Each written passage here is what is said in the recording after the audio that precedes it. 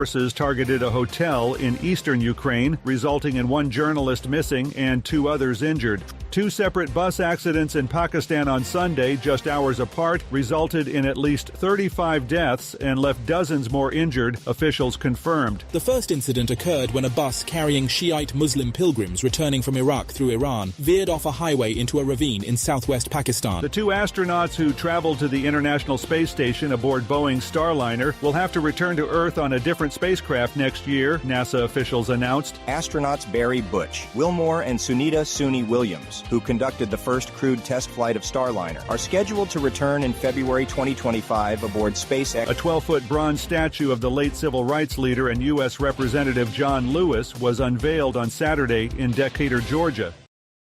The opinions expressed on this program are those of the host or guest and should not be interpreted as that guy. fact. He didn't pronounce one of those words correctly. Encouraged. Not a single word. Please.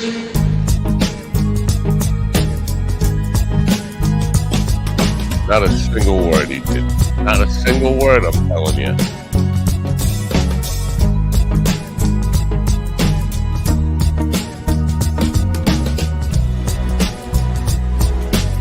Not a single word.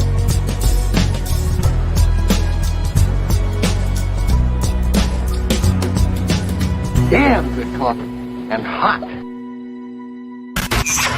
My dog is your mind's best friend.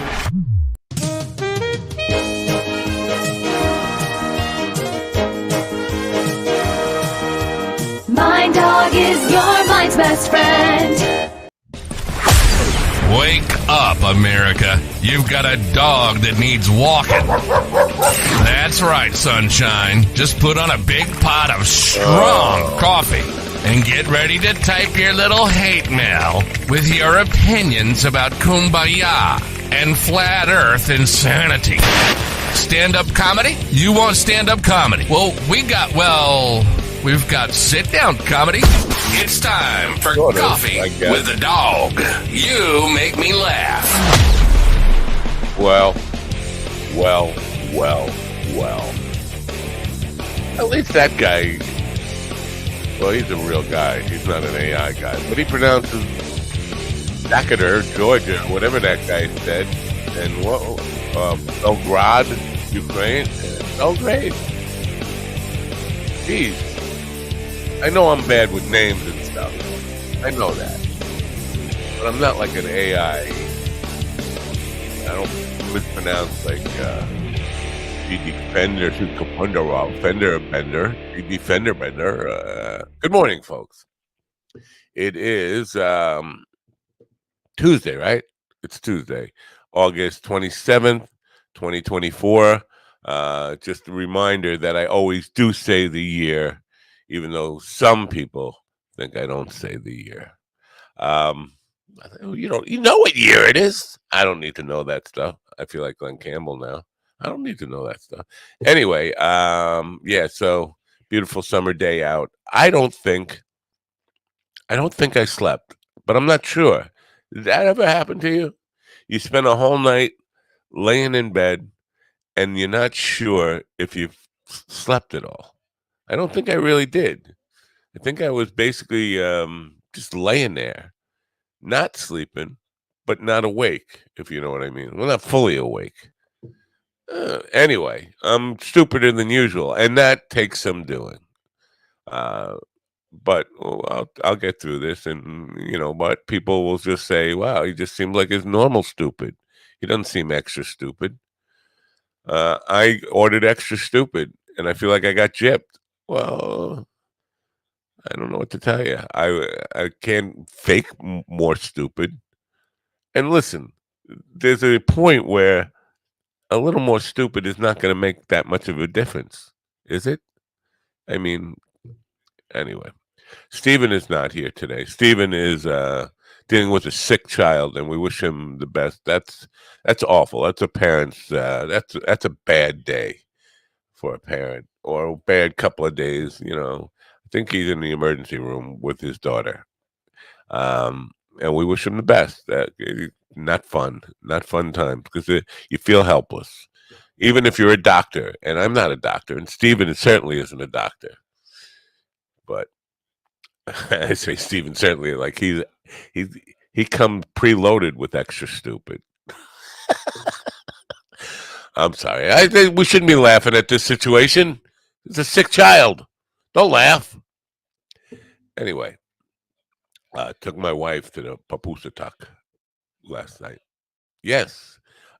See, we were coming home from hockey, grandson's hockey game, and it's down by the Papusatuk, and she was running low on gas. And I said, down at the Papusatuk, you could save over $1 a gallon on gas, and you can. This is concerning.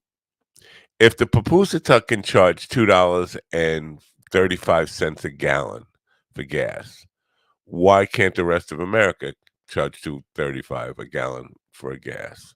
Instead, up here it's like $3.59 still a gallon. That's price gouging, because it says right away that it's possible to still make a profit. They're not doing it. It's not a nonprofit. Anyway, we went down there, filled up the car with gas, and then she said she wanted to get a vape. She's a tobacco vapor, not a weed vapor. Yeah, you can get that at the Papusatuk.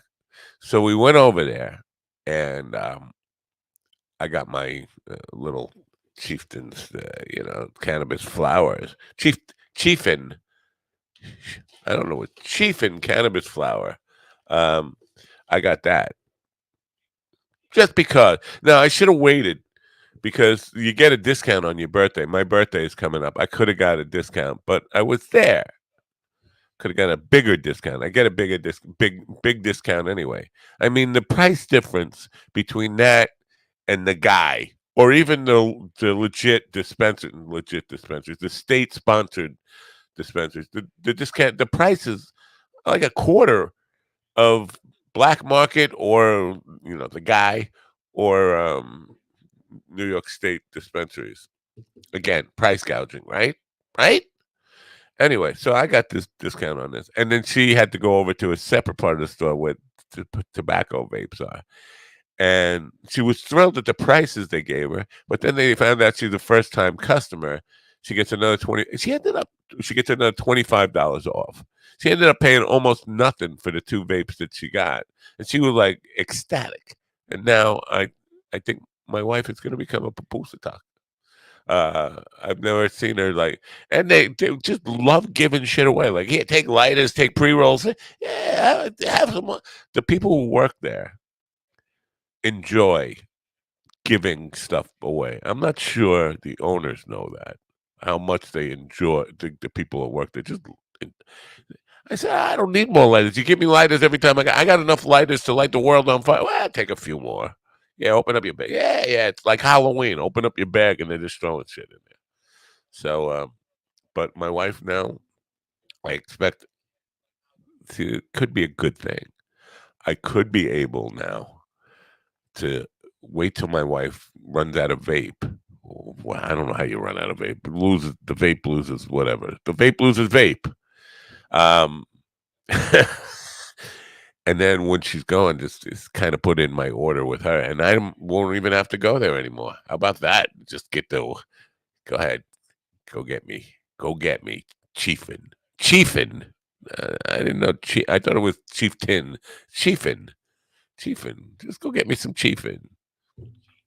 Anyway, that's my story. How are you today? It's a beautiful day out here. I got deer sleeping in my backyard, baby deer, just waiting. Now, I think that we've spoiled them, because it's supposed to be up, like, foraging for food, and they're just like waiting. They're sleeping. They're taking a nap under the tree. Like, they'll be up soon. Give us some apples, some, I don't know, strawberries or something like that. I don't know. Anyway, so that's my story. I'm sticking to it. Well, today we have a good show for you. Today we're gonna have fitness and music. First guest is a young man, young compared to me. He's not a kid. Who I will not be able to pronounce his name correctly, and he'll get mad at me, and he'll want to come and like use his muscles to just like beat the old man into submission and make me cry. And then in the second hour, my friend Dina Russo is going to be back. She'll be on the show. I haven't seen her in 42 years. Now, there's a caveat there. I saw her Sunday morning. We were testing out her equipment for this to make sure she's not a StreamYarder. So I did talk to her for like 3 minutes on Sunday morning, but I said, I don't want to talk to you. I want to save it for the show. Don't talk to me. Just say check. But she's a singer. You'll hear this story, but she's a very good singer. She's got a new single out now called It's Never Too Late, and we'll meet her in the second hour. In the meantime, it's time to learn about the Daily High Club. Now, I'm guessing this might be a little bit offensive to my first guest because he was born drug addicted. Which, Daily High Club is not really about drugs. It's about, natural. But I just want to put that caveat out there. We'll learn his story in a moment. Daily High Club is not about drugs, okay? That's all I'm saying. It's not about drugs. It's about CBD and THC products. And I don't think they're classified as drugs anymore. Anyway, here it is right now. Learn about the Daily High Club. With humble East Coast beginnings in 2015, Daily High Club is the premier destination for glass water pipes, vaporizers, and consumption accessories. If you're looking to elevate your smoking game to the next level, you're in the right place. With over 1 million top-quality smoking products sold, and with a growing base of over 10,000 monthly subscribers worldwide, we deliver the ultimate smoking experience. But Daily High Club is not just a retailer, we're lovers of the smoking scene ourselves, working with giants like Tommy Chong, Snoop Dogg, Chanel West Coast, and more. Ready to join the Daily High Club? Let our experts curate your collection with our awesome El Primo monthly subscription box, or grab one of our fun and unique pieces from our smoke shop. Click the link in the description below this video to get this party started now. Now, get it started now. Why is that guy so aggressive about getting it started now? In the room with me right now, we have a lingerie fanatic, a lingerie enthusiast, a lingerie expert, Mr. Ron Kane, who did Mr. Tongue at the Lingerie Fest last night. And my best friend of 37 years, Mr. R.A. Dickey. R.A., good morning. Good morning, America. MindDogTV.com. Are you having trouble losing your baby fat? Dude, you're in your 50s. It's not baby 60. fat. I'm not talking to you, dude. I'm talking to the other dude who's in his 50s. Oh, you're in your 60s. Damn it, dude. Keep your mouth shut while I'm talking. No. Damn it, dude. You're in your 50s. It's not baby fat. They are life lumps. You've earned them. Don't lose them. Get bigger shirts at MindDogTV.com. Just say bigger, please. MindDogTV.com. Support your local mercenaries. I don't think I call it baby fat. I call it fat baby. I got fat baby. I got some fat baby. It's too late for me to get in shape. I realize that. Listen, it's too late for me. I was in good shape pretty much up until like 56, 57 years old. Then the sciatica happened, hurt myself, stopped going to the gym, and now I am a soft, marshmallowy lump of fat, as you just put it. And there's something in common, because I was in shape up until 57 years ago. And so that's Ron. Go ahead, Ron. Ron is still. His hands were soft and supple. Yeah, my belly is soft and supple. I'll tell you that. There's no six packs here. It's more like a 1-pack of mush, is what it is. Anyway. Well, I keep myself in shape by just fucking every night. That's what I do. Oh, lucky guy. Lucky guy. I mean, the guy who you're fucking. I mean, the guy you're fucking. It doesn't have to know all the time. So was that? Did you do that on stage at the Mr. Tongue show? While you're talking about lingerie, our next lingerie model. No. No, I don't line the people up and say, open up your mouths and accept this. Did you do Mr. Tongue last night? We did, and we had I had a total of 3 other comics, and we had like 6 audience members. Wow. So we did long sets and gave them a show. Sounds like you said long sex, which it's just fine if that's what you're into. But I paid for comedy. I'm sorry, I came here to see comedy. I didn't know. Is there a talk AI next weekend? Because that's Labor Day. It's a holiday. Are you going to do it next weekend, next Monday? No. Oh, I forgot. Labor Day is Monday. Damn, that summer went fast. Didn't that summer go fast? Yeah. Well, technically, it's still summer until September 22nd, right? September 20th. Yeah, but not for entertain. Well, for Long Island entertainment purposes, the summer gigs, the outdoor gigs, the beach gigs, all end Labor Day weekend, and it's a depressing and time. when you do a mic on a holiday week, it's just save yourself the time and gas and kill yourself at home. Why do you have to go in public? Right. Yeah. And you can get cheap gas down at the Papoose-Tuck. I don't know if you know this. That's what happened to Robin Williams. He didn't have a mic that weekend. Oh, I thought you were saying he got cheap gas at the Papoose-Tuck. I was like, I didn't see Robin Williams there. Now, before we get to our first guest, this price gouging thing. I'm right? I mean, because why would it be gasoline be $1 cheaper on the reservation? You're not right for just this, I don't think it's for that reason. Yes, we are being price gouged all over the country, but price gouging is not what's going on. I mean, that's not why it's reversed.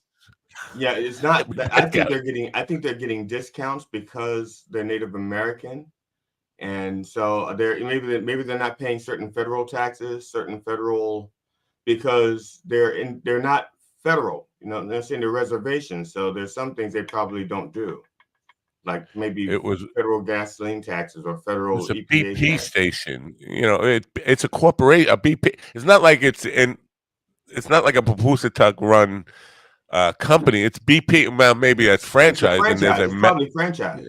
And actually they're damn lucky because for the longest time BP would not sell franchise to minorities. They found ways not to do that for years, up until like the 90s, I think.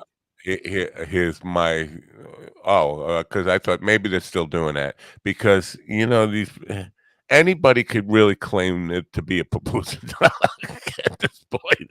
And I told my wife I should make up my own tribe just so I could get stuff cheap. Not have to. I could do that. Why, if they could do that, why can't I do that? Because if you look up history of Native Americans, I'm certain you're not going to find a Papoose-Tuck. No, because they're Papoose-Tuck, right? Papoose-Tuck. That's why you're not going to find Papoose-Tuck. Look it up any way you want. You're not going to find somebody made that name up. They're not. Real. Look, every name is made up at some point, right? Seminoles. There were no such thing as Seminole Indians. They made that name up. There was like 5 or 6 other tribes that got together and called themselves Seminoles. There was no such thing as Tywin. What the hell is a Tywin? Okay, I'm sorry, I shouldn't say that because he might be beating my ass after the show. What the hell is a Klan? Oh no, he definitely will. I will pay you to watch him beat your ass. I know it's a European name, but come on. All I'm saying is all names are made up. Fenderson, what the fuck, But that's not even real. I mean, that's just a stage name, right? That's a stage name. Now, Cain, I know why he's named Cain. It's the third leg. I understand that. But the rest of us. Ron, I'm going to be walking with a Ron Cain soon. We should come out and see. I thought we were mercenaries. We should come out with our own lines of Ron Cains that we sell on Mind Dog TV for old people. Yes. And the head is shaped like anything you want. All right. Now you already said our first guest name, which I hope you got right. It's a tough one. Tywin, I'm hoping that's correct. Kalendik, does that sound right? Well, that's going to be where he may put his syllables, his emphasis on the syllable somewhere else. He could have like brothers and sisters, and they all pronounce it differently. You know, you could go to a family reunion, and it's like Calandic. No, it's Calendike. You know, just at a family reunion. Yeah, well, that could be. Yeah. That's what I thought. It could be Calendike. I don't know. Anyway, he was born. He'll correct us, and then he'll slap the shit out of both of us. Because I'm in Maryland. Manly. All right. Well, I don't know where I don't know where he is, so maybe he's far enough away that he can't slap the shit out of us without getting a plane ticket. Tywin Calendic. Hopefully, let's hope he's a cheap fuck without frequent flyer miles. Yeah, not enough money. Plus, he's got like 5 kids or something, so he can't afford a plane ticket. No. Right. Unless he was born discount. Let me tell you about him, okay? Okay, go ahead.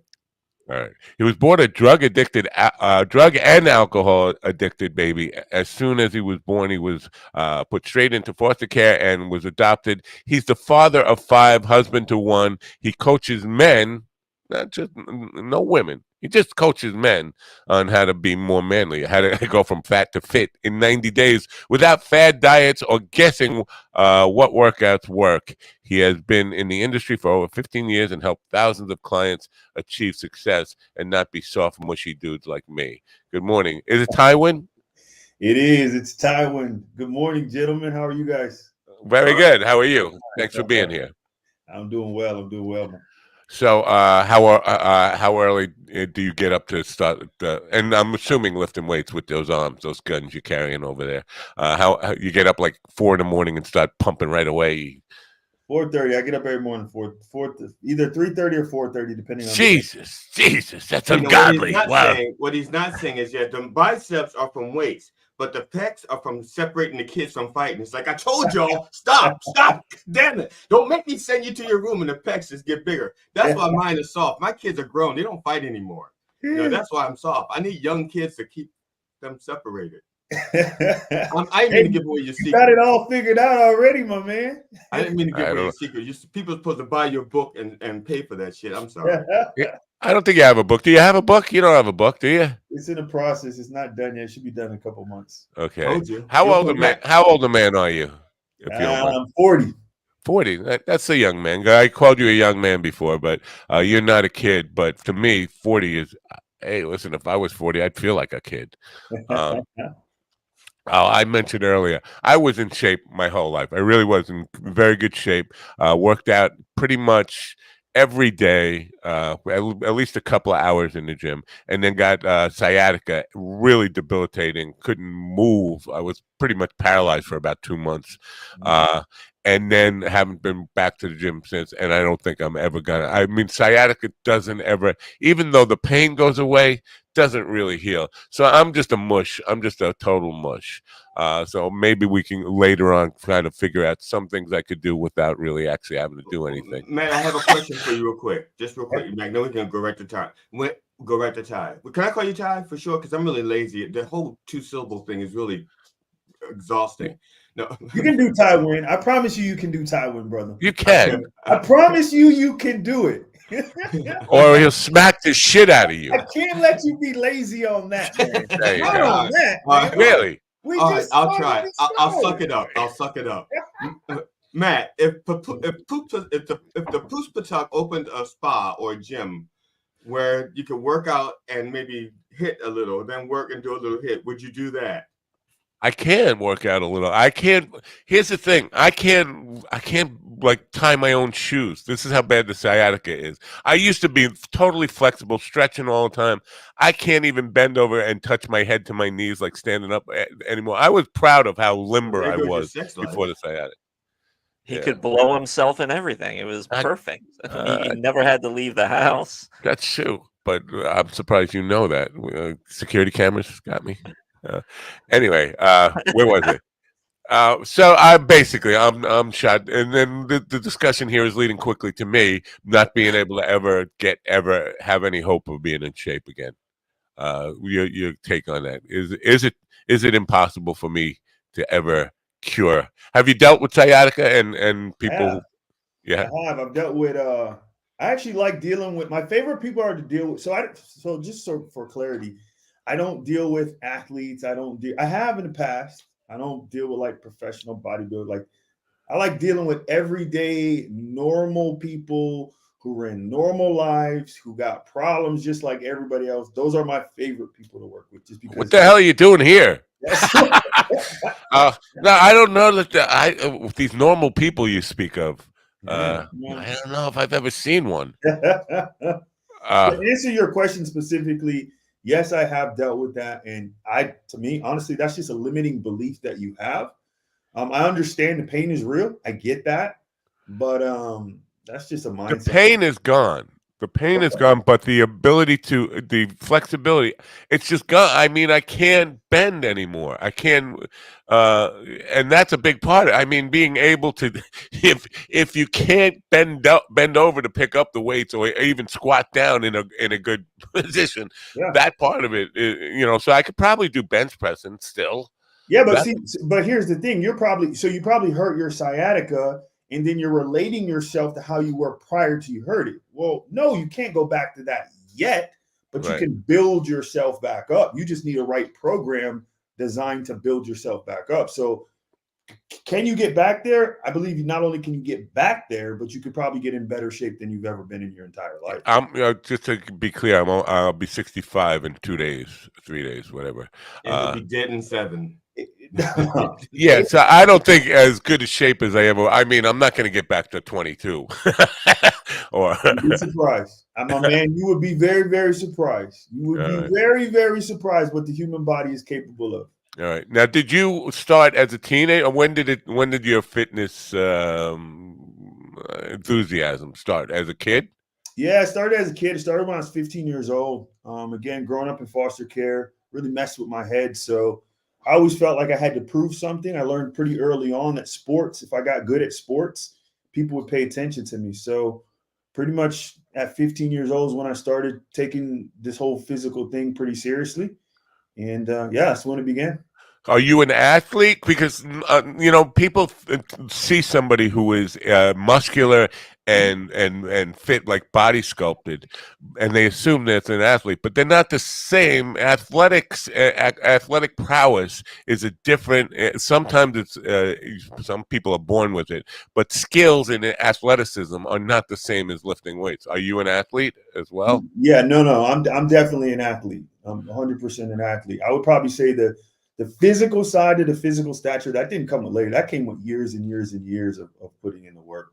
Right. I wasn't born looking like this. That's for sure. No, well, I'm interested about that would a real bitch on your mom. Imagine. That would explain why she was taking the drugs before you were born. It's like, I'm pushing this out. Yeah. So now, did you start with weights as a young? Because the question with weights is, and it used to be. Listen, I'm old, but what's the right age? Can you start a kid at 8, 9 before puberty on lifting weights? That's a bad idea. And I don't. This is what was said. Who knows? I don't know what the truth is. But what ages can you really start to develop yourself? I don't think someone should touch weights until they hit high school. There's no need. There's tons of other areas you can work on, your coordination, your flexibility. There's other things that are way more important. Even to this day, like I lift weights and I encourage people to lift weights, but that's not the end all be all. One of the things that you were saying at the beginning about flexibility, as we age, that's probably one of the most important things for us to be working on. It's our flexibility, because that's what's really going to go. Yeah, your flexibility and then your muscle mass, both of those things disintegrate, but you don't have to lift weights to keep your muscle mass. There's lots of different ways to do it, and weights aren't for everybody. Right. Well, back in prehistoric times, people were in good shape from doing natural things, like trying to stay alive, running from a fucking tiger, stuff like that. But I think weights became a matter of convenience for people who lived a modern life as a way to try to.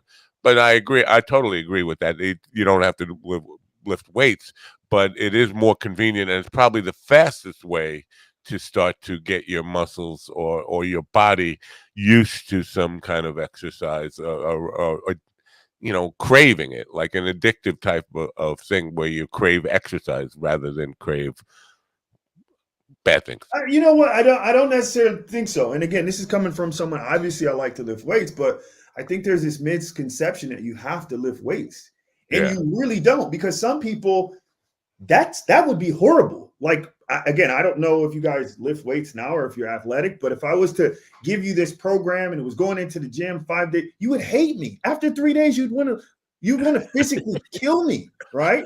Like my size would go out the window, and you're like, I don't like this guy. I'm about to kill him. So that's not where I would start you. Everybody's different. So it's just about kind of, I think, knowing the person, where they're at, what their goals are, because everybody has different goals too. Right. Your goal, I'm sure when you were 20 years old, your aspirations and your goals are completely different than when I just wanted to look good for the girls. To be, I'm telling the truth here. I mean, so I wasn't really concerned about the usability or what I was going to use these muscles I had. Yeah. I didn't care about that. Did they look good? No, I get it. So that's exactly why I don't work with men under 30. Because it's a different game. When you're in your 20s, it's a different game. You want to look good, and I understand we always want to do that, but things start change. Our lifestyles change, or the way we do things, all of that changes. So I would rather deal with someone in their 30s, 40s, 50s, 60s, even 80s. Because it's a different game. Do you start with the advantage you'd have is that if you killed somebody in their 60s, you could just say, look, they were old. You could just say it was their time. But, someone in their 20s, if you gave them a regiment and they had a heart attack, they'd be like, I'm suing Tywin. See, I did that. I'm suing them because I didn't have a heart attack before I started working out with him. But older people, we're going to do the opposite. We're going to add years to people's life. I really believe in longevity. We don't ever suggest or even put a seed of litigation in any of the guests' worlds here. We don't want to do that. It's a bad thing. People are too quick to sue people. Tywin, we can do it off the air. Where did you grow up? What town or city, state? Michigan, all over. Detroit, Flint, all over. Okay, so you will understand what I'm about to say. See, part of my exercise regiment was being chased by the cops as a kid. And now, even though I got chased more than any other kids, and not because I committed crime, because I actually didn't, but I was notoriously weak. I would tell on everybody, so they would chase me down, so they wouldn't have to chase anybody else. They'd be like, no, get the little one, chase the dog. We know he's the one that, he shot the guy, but he'll know where to find him. So go catch the little one. He'll tell us. And so the police were always chasing me, and so I was real fast and real fit as a kid. But I'm not surprised that you were a rat fink. This is what we just learned about you, that you're a rat fink. It's informant, okay? A lollipop goes a long way when you're 6 or 7 years old. All right. Hey, where'd you grow up? Baltimore. Okay, Baltimore. Where did Detroit everybody grow up? Matt, where'd you grow up? I'm not grown up yet, but I was born on Long Island. I ran away from home at 14 years old, went to Florida, put myself through high school there, then went out to New Mexico, worked a cattle ranch, put myself through college, and eventually worked my way back to Long Island, New York, where I've been for the last 40 years. That's my bio. And Ron, yourself? Lingerie City. I'm in Pennsylvania. Pennsylvania. All right. Ron has a lingerie fetish, and I'm not sure that you could do anything with a guy who really, I don't know. I can work with everybody. All right. Now you said everybody's different, right? So where does it? Do you start with doing a workup of the person's personality and, first of all, diet and stuff, right? That's important, or diet and additional intake habits, like me with the papusatak, with the puspatak. I'm sorry, I can't stop saying papusatak. Weed or any of that kind of stuff. That all comes into a fitness program, right? You have to know exactly who you're dealing with and what they do. Yeah, first thing I do is I sit down. We just have a conversation, kind of like we're having now, because I don't know anything enough to write any sort of fitness program or nutrition program. I'm gonna first of all figure out what you got going on, what your lifestyle look like, what you went through, what you currently got going on. I need to know all of that before I can lay out a road plan. Because if I'm gonna lay out something that's effective, I got to know how to push your buttons. I got to know what drives you. I got to know what motivates you, because here most of the work is done up here. Yeah, yeah. Right. It's this up here. Like everybody knows, okay, what do you have to do to lose weight? Okay, eat less food. Okay, what do you have to do to add muscle? Okay, lift something heavy, right? We all know that. It's like, okay, well, how can I get somebody to do that? But not me getting them to do it. How can I get them to make themselves do it? Right. Because I'm grown and you grown, and I'm not here to babysit. That's not what I do. So we're gonna establish it where you want to do this, you enjoy doing this. But I can't do that kind of work until I know who you are as a man. All right. So I would say that's like the first step. We're gonna have a very serious heart to heart. Wow. Okay, I'm scared I already. have to mute myself because I had to let my wife know that we couldn't hire you to babysit. I was just letting her know because you just, because we were looking for a babysitter, someone that wouldn't scare the kids. Because see, my kids are used to this kind of hair, and you got that. So I was like, okay, but we got to find out. He would juggle the kids, juggle them. Just one of them, the youngest is 34. Okay. All right, that would be so. Look at those moms. He could juggle 34-year-olds. Anyway, so now the core, people didn't. When I was first starting again 100 years ago to go to the gym, nobody even really heard the word core. We heard abs and all that kind of stuff. But as I got older, I definitely understand that. If your core is not solid, strong, back and front, your lower back muscles and your abdominals, it's hard to build. It's like the foundation of a building, right? What specifically, if somebody comes to you and they're just soft in the middle and soft in the back, do you start working on that first before arms, legs, anything else, or? Yeah. So again, and I want to be clear about this because I hate even getting bundled in the term of like a trainer and all that, because most trainers are idiots. Most trainers are stupid. And they're just dumb. It's just a dumb field, and most people don't get results. You realize that 90% of our sponsors are trainers. That's okay. They're still dumb. They just sponsor you. Yeah, they'd have to be stupid to do it. So no. To be honest, we're calling them ex sponsors now. And none of our sponsors sell microphones either. Right. Because that's a hard question to answer, and it doesn't seem like it, because I could give you a generic, oh yeah, this is what we do. Everybody's different. Because again, if you're not okay, so let me ask you this, Matt. When is the last time you worked out? Almost 7 years ago today. Okay, this week. 7 years ago. Okay, so a lot can happen in 7 years. I'm sure you've changed quite a bit in the last 7 years. Would we agree? You bet. Okay. You bet.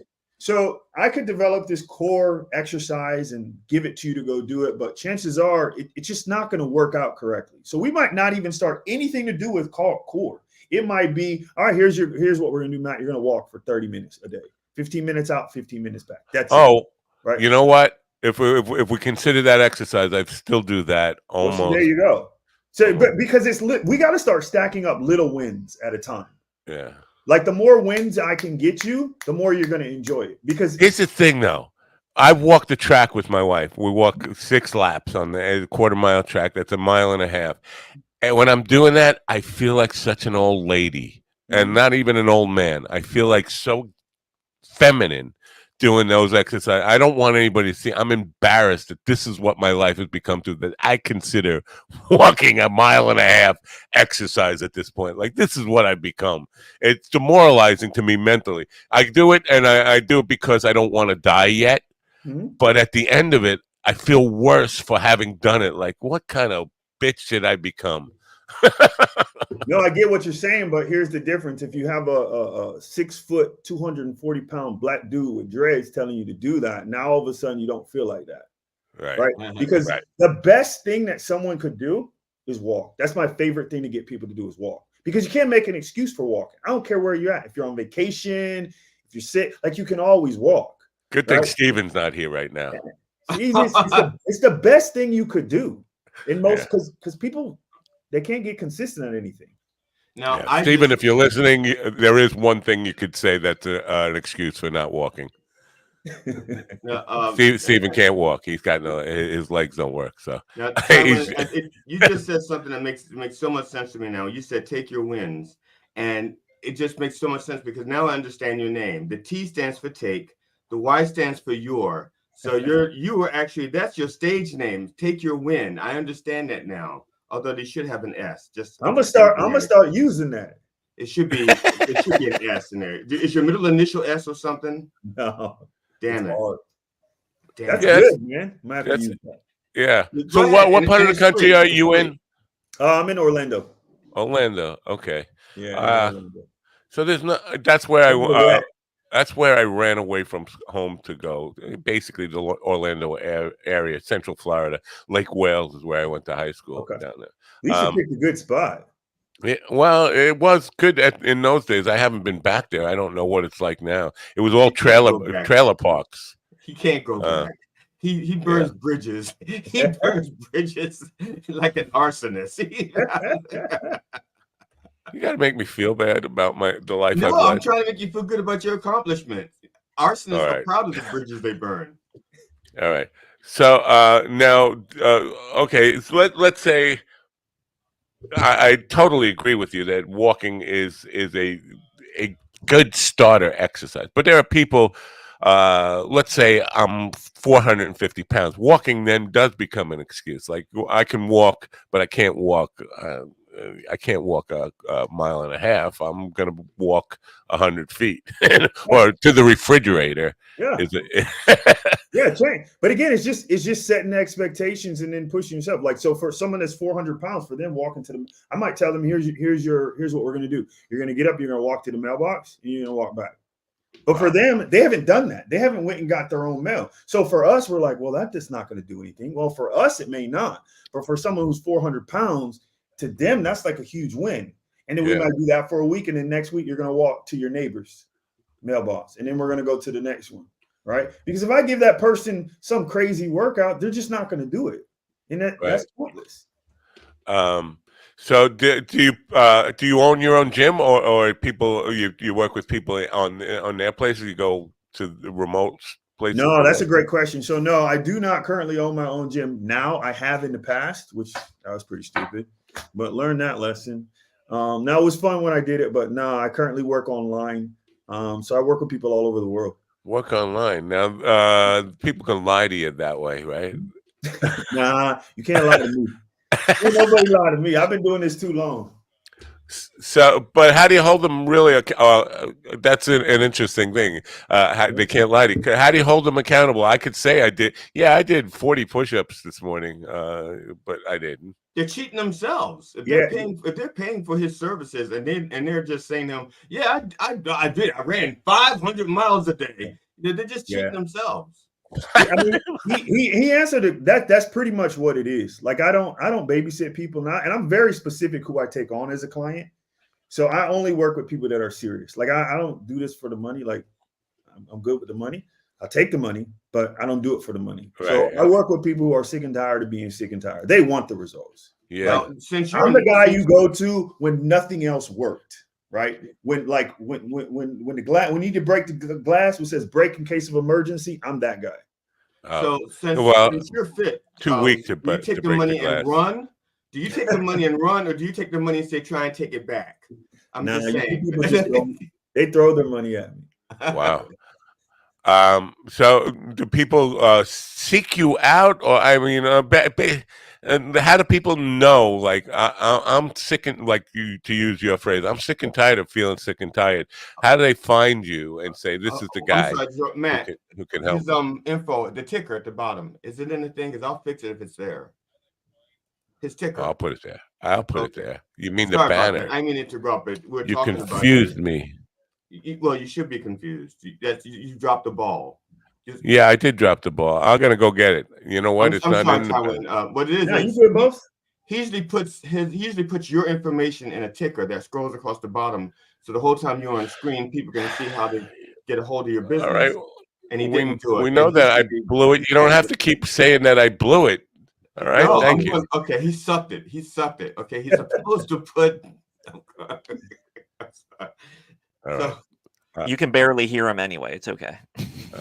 All right. Go ahead. Keep talking while I'm doing this. I'm working over here. So to answer your question, how do people find me? So I work a lot through social media. And to kind of go back about the whole gym question, I've kind of done it all. I've done one-on-one training. I've done group training. I've owned a gym. I've went through all those phases. But online, it's just an opportunity for me to work with way more people and just to help more people that I couldn't reach, you know. Tywin. Now the last name, Calendike. Calendike. How do you say the last name? It's Calendike. It's Polish. Calendike. It's okay. Polish. All right. Yeah. Anyway, it's that name.com/course. It's in the description right now for people. The course. What is the course? What? Yeah, so I have different programs that I run. Again, depending on what a person is looking for. I mean, I got programs that range anywhere from $49 all the way up to $7,500. Just depends on what they need, what they want. So it's not like it's not like a typical written course, right? No. It's watching videos, or I mean, no, it's a good question. So I'm pretty much hands-on. It depends on what the person's looking for, because not everybody. Some people just need they go to the gym and they're going through the motions. They're just not getting any results. Like, I'm sure you guys have seen people, they go to the gym and they go all the time. They just look exactly the same. They're just doing the wrong thing. So there's some people like that. They just need the workout. They just need a meal plan and just basic. But then there's some people, they pretty much need you to lock arms with them, hold their hand, and like get them through it. Mindset wise, do you ever have to be the voice of reality? If I came to you and said, I want to compete for Mr. Olympia, or Mr. Universe, you probably laugh, or at least on the inside, not try to show me what a fool I am. But do you ever have to have those kind of conversations like, listen, dude, be realistic about yourself. You're not going to do that. You know what? That's such a great question. But here's and I wish I had that problem. But here's what it is most of the time. Most of the people hold themselves to such low standards. I'm doing the opposite. I have to build people up. I have to raise people up because their value of themselves is down here and it needs to be up here. So honestly, I wish I had the problem that you're talking about, but most people have such a low view of themselves, such a low expectation of themselves, of what they think they're capable of, what they think they can do. So they're operating down here and they can really be up here. This is the coolest part of my job in what I do, because you get to see people completely transform. It's not just a physical transformation. That's like this much of it. Like everything changes in people's life. They physically get better. They start making more money. They have better relationships. Their whole life changes. Their whole life changes. Like, that's why I'm like, this is much. It's not like I'm not like your normal person. Right. Do you do a lot of reading about psychology and these motivational things and all that kind of stuff? Yeah. So I studied NLP in the past. And oh, you have? Yeah.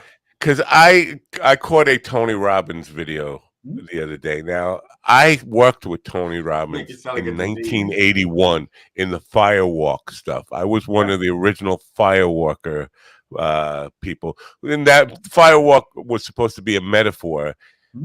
People took it way too seriously. A lot of people burned their feet. But I noticed that he is not changed in any way in his delivery of this stuff. You can outlive the life of your dreams and all that stuff. To me, that's exhausting, just to be trying to pump people up the whole time. And it strikes me as phony now when I hear him. But then I was, definitely into the whole idea. But do you have to kind of work on yourself every day not physically, but to have that mindset and that, especially for other people, of trying to pump other people up and get in there? Because there are days when I come on this program and I'm like, it's Tuesday. It's only Tuesday. When's Friday? So I'm a big fan of Tony Robbins. I've been to several of his events. I'm not a big fan of motivation, because motivation is temporary. It goes just like a fart. It's not going to last. Whereas if you start rewiring people's brain and how they think and their habits and their disciplines, that never goes away.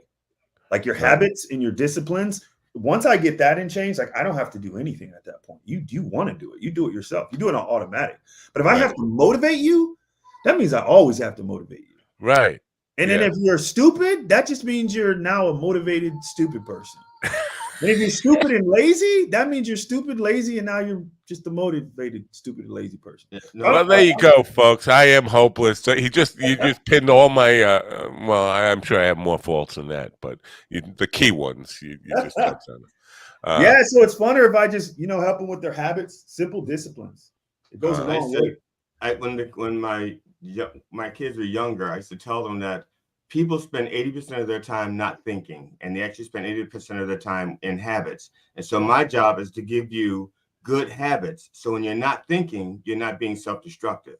100%. And most of the time we're not thinking. Our subconscious is working, and we've learned all these things from our childhood, from where we were raised, all these lies, and we form this big old story. And that's just the story we tell ourselves. When it's not, most of the time, it's not the truth. That's our truth, but it's not the truth. And there's a big difference between those two. And the cool thing about being a human being is we can rewrite our own truth. It's the coolest superpower we have. Wow. You rewrite your whole story. So most of the time I work with people basically rewriting the stupid story that they've been telling themselves.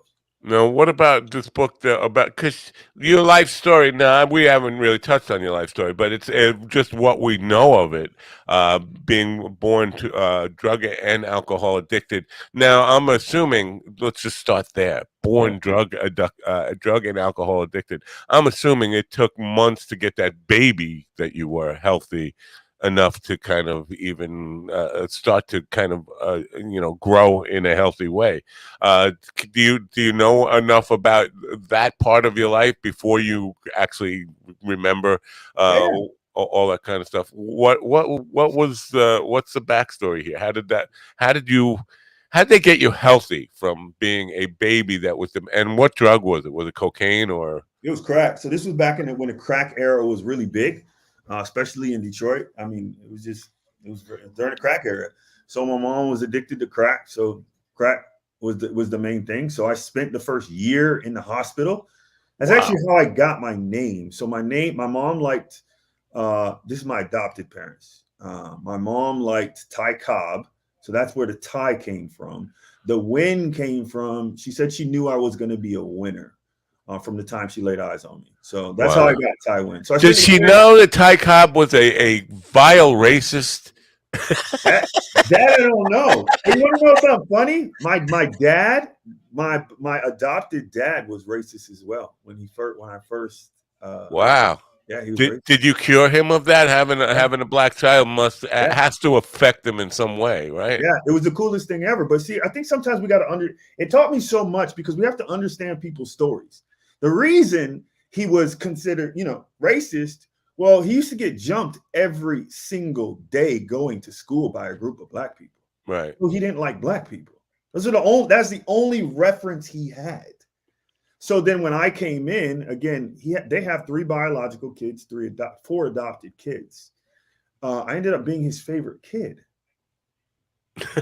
Because you couldn't fight and beat him up.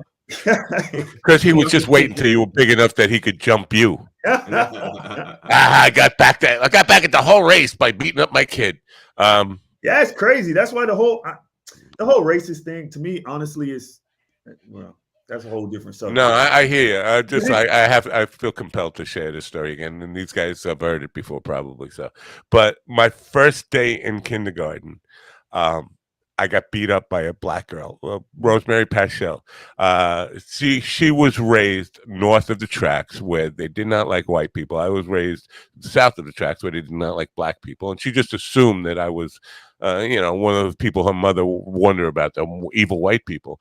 And she just beat me up for no reason. But she was like, she was really, at the time, I remember laying on the ground, she was just punching me and giving me black eyes. And I was crying. And then all these guys will line up. Look, he got beat up by a girl. He got beat up. And she defended my honor, and she beat up all the guys who were teasing me for getting beat up by a girl. But we have spent a lifetime of resolving our stupid expectations of and bigotry of thinking, well, black people are like this, white people are like this, and we are friends now. But it's just I just come back. She was my hero. She was my villain because she beat me up for no reason. I couldn't understand it, and then she was my protector.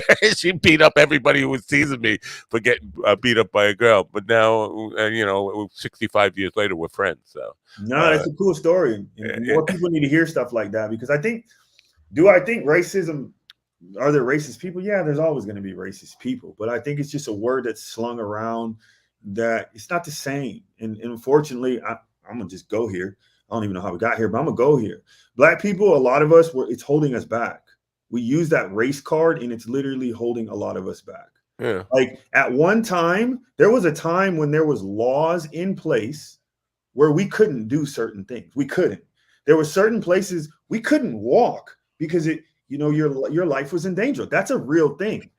That doesn't exist these days. Now, again, I'm not saying racism doesn't exist. I'm not saying that's not out there, but you just go find another path. You go find another doorway. I see too many people were limited by that. Yeah, I think the biggest issue is we have to get together. We have to not shut people up, and you have to open the door to people who are different to you, and then you learn about them. And the more you find out, well, we're not so different. His skin color might be the same, but his experience and his the life and the things he has to struggle with are very similar to mine. We're actually the same. We just look different. I'm more concerned about who someone is, their personality, their character. That stuff is way more important to me than your. Yeah. Now you work mostly with men. Have you ever worked with women? Because is the transformation from being lazy and out of shape to, because my wife, she's more addictable to exercise. Once she goes through phases, but when she's in it, I've never seen any guy actually become that kind of a exercise junkie the way she does. And I'm just wondering, is there a difference between getting men and women turned around in their mindset, in their approach to getting in shape or being healthy? Yeah, men and women are completely different. They're completely different. We have different things that motivate us. We have different things that we're just wired different. But to answer your question, we're completely different. So for 13 out of the 15 years, I worked with men and women, and it predominantly was women. And it was predominantly women because I think women in general, they tend to take better care of themselves. Like how they look tends to be more, especially after they get married. Men usually kind of just really don't care as much. Right. Women tend to still care. And women listen better. They can. So to answer your question, you're right, because men don't naturally like listening to other men, especially alpha men. Which I mean, that's why we're like everybody on this line is alpha men. Like we're like, oh, I'll figure it out myself. I can do it myself. Right. This is how we are. Yeah, and to be honest, a guy who's buff like you and big like you can be intimidating to other men who are, if let's just say you're comfortable in your masculinity and everything, but you're 5'4" tall and 145 pounds, and then I'm gonna go work with you, and all of a sudden I'm like, holy shit, this guy's a fucking mountain. It's naturally intimidating. It's part of the male psyche, I think. So no, I agree, and I think part of working with men is just we need to get better at this just in general and putting our guards down.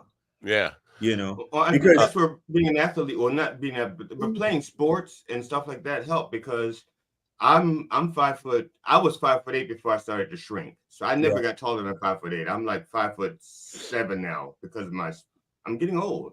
But I've played basketball and I've had to guard guys 6'5", 6'6", 6'7", because when you're playing basketball, you don't always have the luck of the draw saying, wait a minute, can't y'all put another 5'8" guy on your team?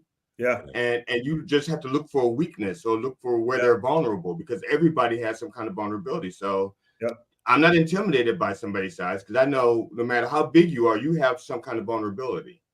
And that's most men. What you just said, that's most men, because you're not going to, majority of men, you're not going to outwardly, even inwardly agree like, oh, this man has something on me. You're going to find something in you that makes you better than that person. Right. So people see, yeah, I might be bigger, but you're going to be, well, I got this and I got this and he's probably that. And like, that's just how we operate as men. So instead of getting into this, you know, whose penis is bigger, we're like, okay, let's figure this out. This area of life, I've mastered. There's tons of other areas I haven't mastered and I suck at. I'm really bad. There's probably areas in my life that you guys can help me at, right? So it's not that I'm better than anybody on here or anybody. It's just I've been doing it longer.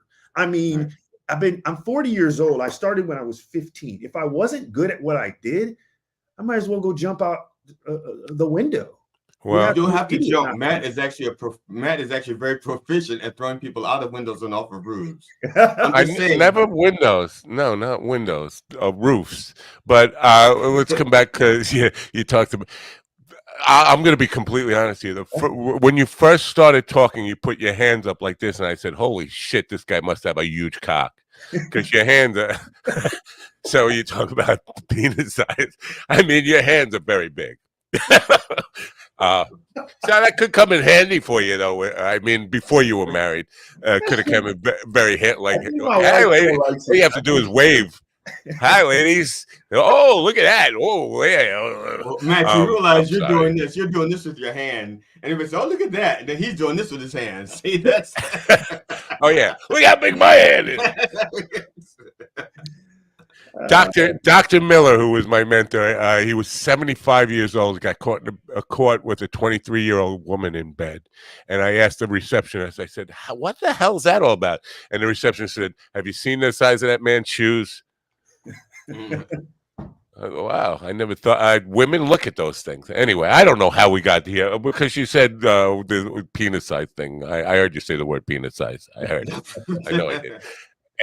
Anyway, the hour is up, and we have to move on to our next. Is Tywin Kalendijk. Yes. It's Polish. Yes. /course now .com/course. Now people go there. It starts with a consultation, right? Yeah, probably the best place to find me, honestly, is on Instagram, which is just at Tywin Kalendijk. That's probably the best way to go. And then on there, I give lots of free content. Just in general, health advice, fitness advice. And then if someone hears or if someone's hearing this and they're like, you know what, maybe this sounds like something that I might be interested in. Yeah, just shoot me a DM and we'll have a conversation. Excellent. Right fit for it.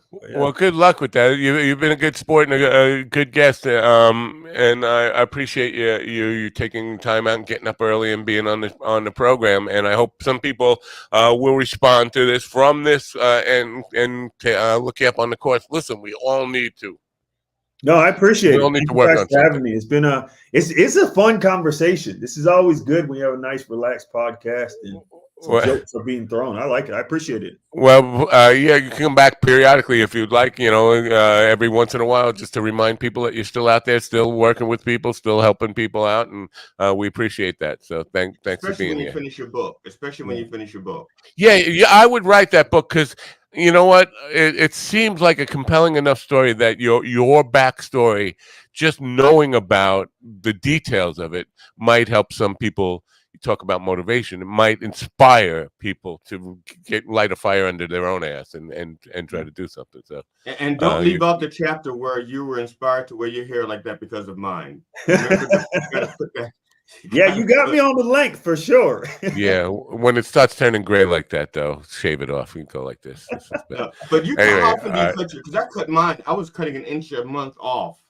See, now you're just showing off, bro. No, I'm saying the guy who you just showing. See, I told you men be trying to look for one-ups. There he goes. No, the guy who does my hair, his hair is down past his knees. And to me, that's really impractical. Yeah. Because, and I stopped cutting it because it stopped growing really slowly. And let me clue you in. He's not really a guy. Not really a guy. Who's not a guy? The guy who does your hair. James is a guy. Not really a guy. Not really a guy. Nope. He's a guy. Nope. I know him. I know him. Anyway, thank you for getting up and being part of the program. We'll spare you the rest of this nonsense and move on. Thank you. And do come back sometime. We appreciate having you here, and we'll continue to promote your course. Thank you. Appreciate you guys. Wait, one last question. One last question. Oh, damn it. No way. If you're still there. No, he can answer because I can see his face. Hold up. Right. One finger if it's Michigan Wolverines, 2 fingers if it's Spartans. I don't even know what. One finger, Wolverine. Go blue. Was this the finger you get? Oh no, you get one finger on each hand. I was just checking to make sure I still liked him because if he said Spartans, I was going to say we got it. No, go blue. That's what I'm talking about. I don't need. All right, Michigan guys. I don't know. What do you know? Do you have Michigan background that we don't know about? What? I do have a Michigan background you don't know about, but that's okay. Where is because if I told you about it, you would know. Oh, okay. I just want to say this. He this because he was talking about men who compare themselves to each other. I had to bring a car to a mechanic. I forget what the reason was, but it was such a friggin' lame reason, and I could not get it solved by myself, and I felt like such a douchebag. And my wife, well, I was telling her, like, it was just demoralizing for me to have to bring a car to a mechanic. It was the lamest reason. For the life of me, I can't remember what it was. But she said, well, did you ask him, I was telling her how bad I felt of it. She said, did you ask him to pick up a guitar and write your song? I was like, why would I do that? But I don't think, I think you're probably overestimating the how hard it is to make music, because just about everybody can make music. That does not make me feel like I have anything over him. Like you was talking about looking for what I could do better than them. Music doesn't feel like it's anything special at all. It doesn't feel like it's a special talent. That's because you've been doing it for so long. There's someone who. But no, it's because here's what it is. It's because I go on the internet and I see a 3-year-old kid who can do it 10 times better than me and better than the guys who are making hit records. These kids are playing every instrument and like shredding on everything. That's because they have shortcuts that you didn't have. If you had those same shortcuts, you, instead of waiting to I didn't start playing guitar till I was 17. Okay, but that's because when I was 11 and my stepfather wanted to teach me how to play guitar, my mother couldn't stand the noise and she shot a gun into the amplifier. That kind of put your damper on not wanting to play guitar for a while. You know? I would have thought that was a good sound effect. Do that again. Anyway, so, but basically, I mean, I think we do all fall into that gap, is that trap of, the fucking guy, I'm better than him at something. I got to be better than it. Like you were talking, like, I don't care how big you are, we're going to be faster or whatever. You look for that advantage. That it's just like a natural thing. It's a natural competitive thing with men. I'm not sure if women have it on that same level. They have competitiveness, but I think it's expressed. Well, they do, but they're trying to get that thigh gap. That's where they're competing. They're trying to get a good thigh gap. I'm just all right. So, you know what I got? I'm much better than Ron at talking. Yeah, but Ron's better at listening. He's better at shaking his head and nodding. Definitely.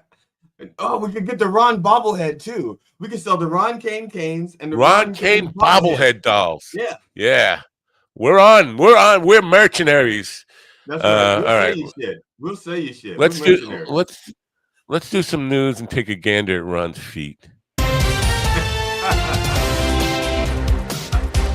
A 12-foot bronze statue of the late civil rights leader and U.S. Representative John Lewis was unveiled on Saturday in Decatur, Georgia. Lewis represented Georgia's 5th congressional district, encompassing much of Atlanta, from 1987 until his death in 2020. Sculptor Basil Watson from Jamaica created the statue, which shows Lewis with his hands across his heart, and it is set atop a stone pedestal. The statue was installed in Decatur Square on August 16th and was unveiled this Saturday. Jessica Oakley reporting. The two astronauts who traveled to the International Space Station aboard Boeing's Starliner will have to return to Earth on a different spacecraft next year, NASA officials announced. Astronauts Barry Butch, Wilmore, and Sunita Suni Williams, who conducted the first crewed test flight of Starliner, are scheduled to return in February 2025 aboard SpaceX Crew 9, according to NASA. The Boeing Starliner will return on a separate uncrewed flight, NASA stated. There was too much risk for the crew, a representative mentioned. Jim Kender reporting. Two separate bus accidents in Pakistan on Sunday, just hours apart, resulted in at least 35 deaths and left dozens more injured, officials confirmed. The first incident occurred when a bus carrying Shiite Muslim pilgrims returning from Iraq through Iran veered off a highway into a ravine in southwest Pakistan, killing at least 12 people and injuring 32 others, police and officials stated. The driver lost control on the Makran coastal highway due to brake failure while passing through Lasbela district in Baluchistan province. Benjamin Wright reporting. 5 people were killed in Ukrainian shelling in Russia's Belgorod region, officials reported, while Russian forces targeted a hotel in eastern Ukraine, resulting in 1 journalist missing and 2 others injured. 12 others were wounded in the Russian village of Rakitona, located 23 miles from the Ukrainian border, including a 16-year-old girl who is reportedly in critical condition, according to regional governor Vyacheslav Gladkov. Another individual also died in a separate drone attack on the border village of Solovevka, he later wrote on social media. Joseph Eckerson reporting. This is the latest news headlines.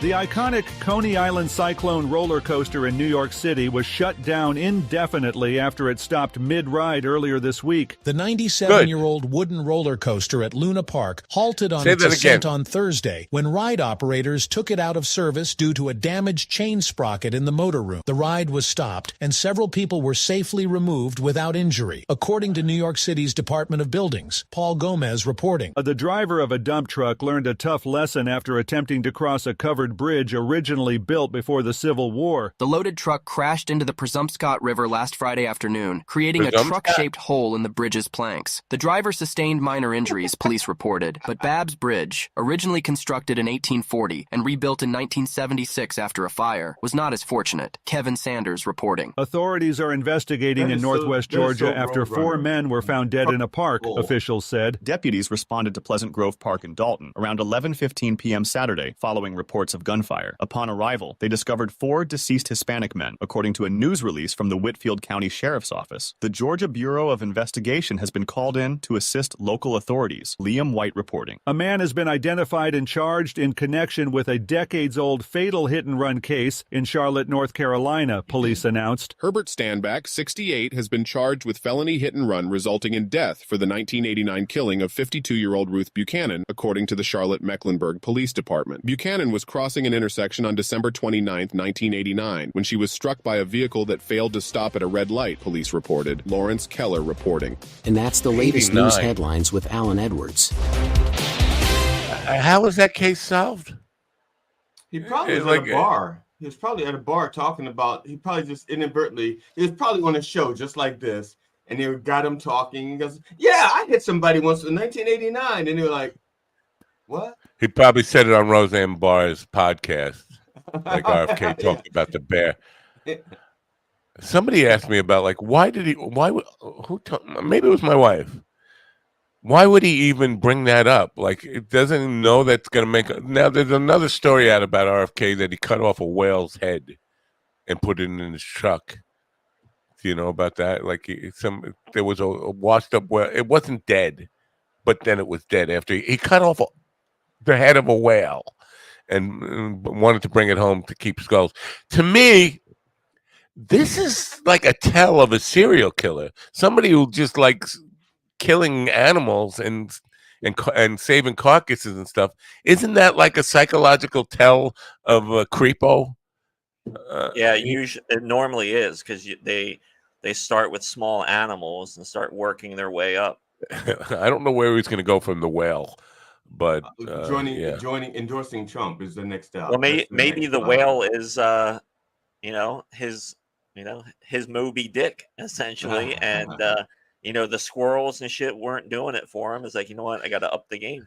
Yeah, Billy Baldwin Alec Baldwin's brother, said he's known him for 40 years, RFK Jr. He said they were friends. They, drove each other's kids to school and all that kind of stuff, neighbors, and he knew him very well. He said this entire thing is just about ego and ambition. He's always wanted to fulfill his father's dream of becoming president. His father was shot 2 months before he would have won, or 3 months, 4 months before, however, a few months before he was, so I was going to about 5 months, and I was going to just keep going until I got it right, before he would have definitely won the 1968 election. He's always been obsessed with being president, and then he felt like the door was closing. He realized that he had no chance of winning this election, and he thinks that this is Billy Baldwin's psychological analysis of what's going on with RFK Jr. He thinks that by getting his foot in the door with Trump, that will keep the door open for after Trump is done. Which, let's be clear, if Trump wins again, Trump's not going to be done. He's going to declare himself king, and he's going to end all elections, and that's it until he dies. But he's thinking that this is his last shot at and it makes sense if you read Billy Baldwin's complete breakdown of this is what he's been obsessed with his whole life. He wanted to be president more than anything. It means he doesn't care about people. He doesn't care about the issues.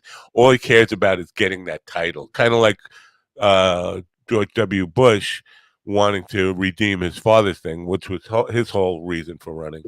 It makes a lot of sense. You guys give any credence to that theory by Billy Baldwin? Sure. And I'd go one better, because I'm a man and I have to one up Billy Baldwin. We've had this competition for years.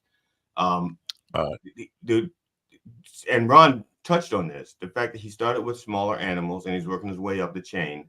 What would be bigger than killing a president? So if Trump wins, Kennedy can off him. That's a really nice head. That's a really nice head on his thing. And that's also role reversal. Instead of a Kennedy being shot, Kennedy does the shooting.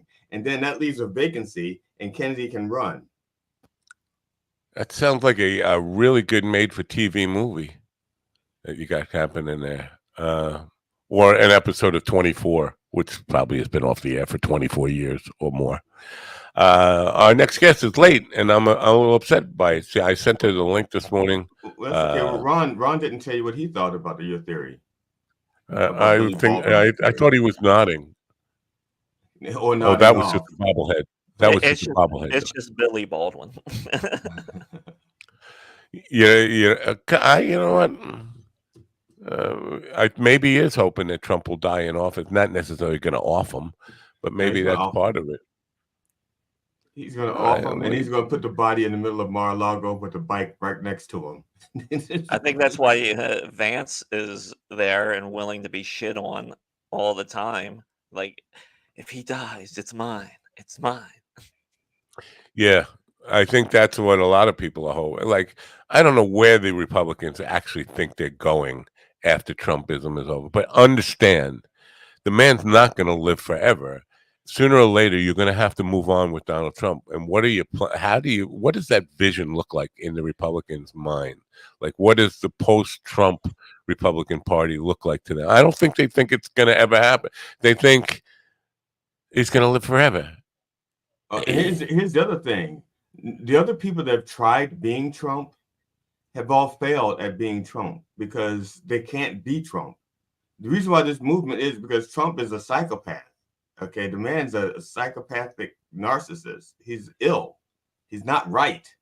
And yeah, most politicians aren't right, but he's really, really not right.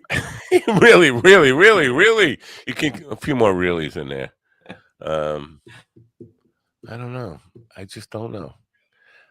Did you see the photo op yesterday with him in Arlington and with the behind a grave?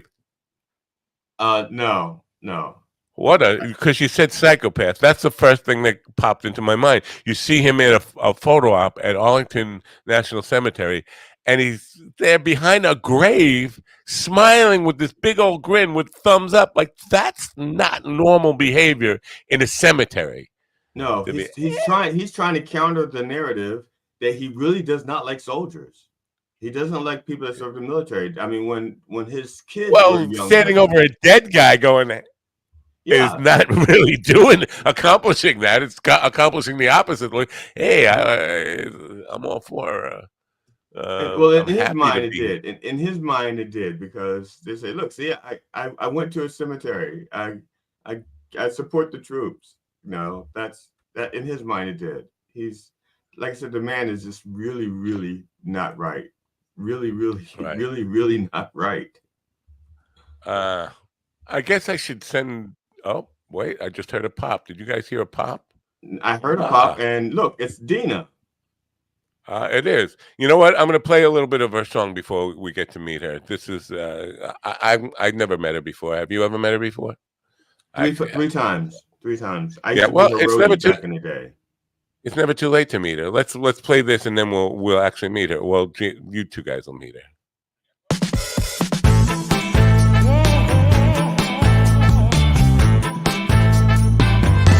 I've been fooled by lies mixed with truth, but I'm wiser now than I was in my youth. I've been knocked down, got myself off the ground. Can't stop me now. No, can't stop me now. It's never, never, never too late to find love, yeah.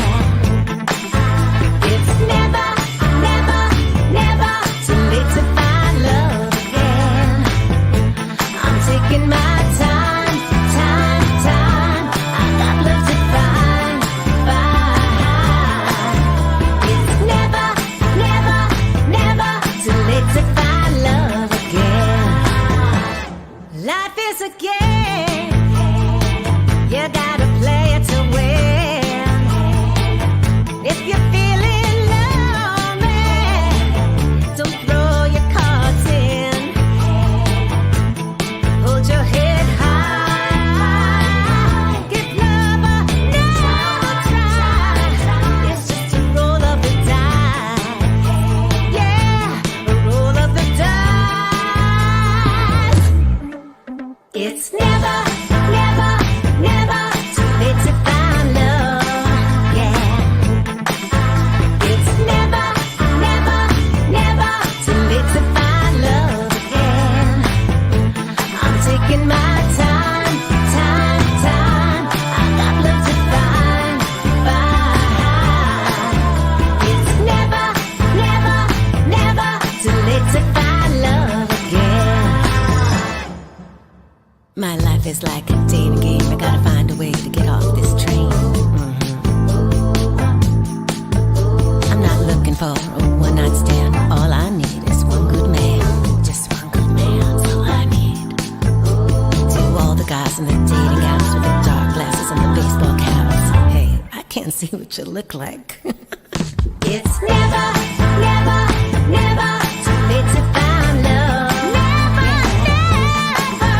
It's never, never, never too late to find love again. Never too late to find. Taking my time.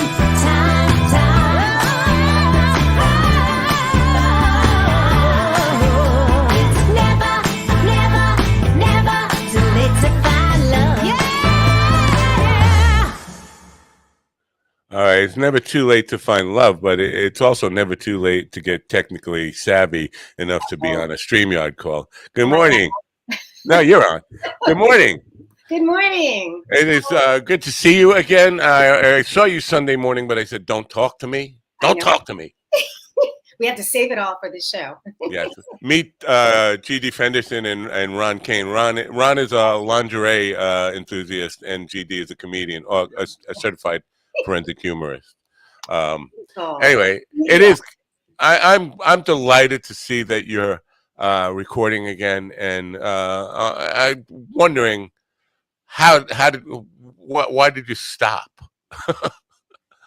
I never really stopped stopped. I've been writing songs along the way, and I moved to California in 1997, and I got married, and then I dealt with that, and then the end of that. But that was like so that kind of put me on a little hold, and then I started writing again and playing with bands and playing out live. Then I started acting. I was doing some shows, some theater stuff, and well, things just kind of took a little turn. Then I went and became a talent agent for a while.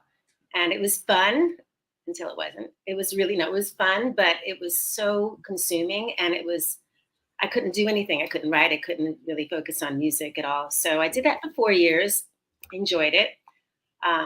Made sure everybody I was with another agent. So everyone was taken care of. I didn't just, flat leave anybody.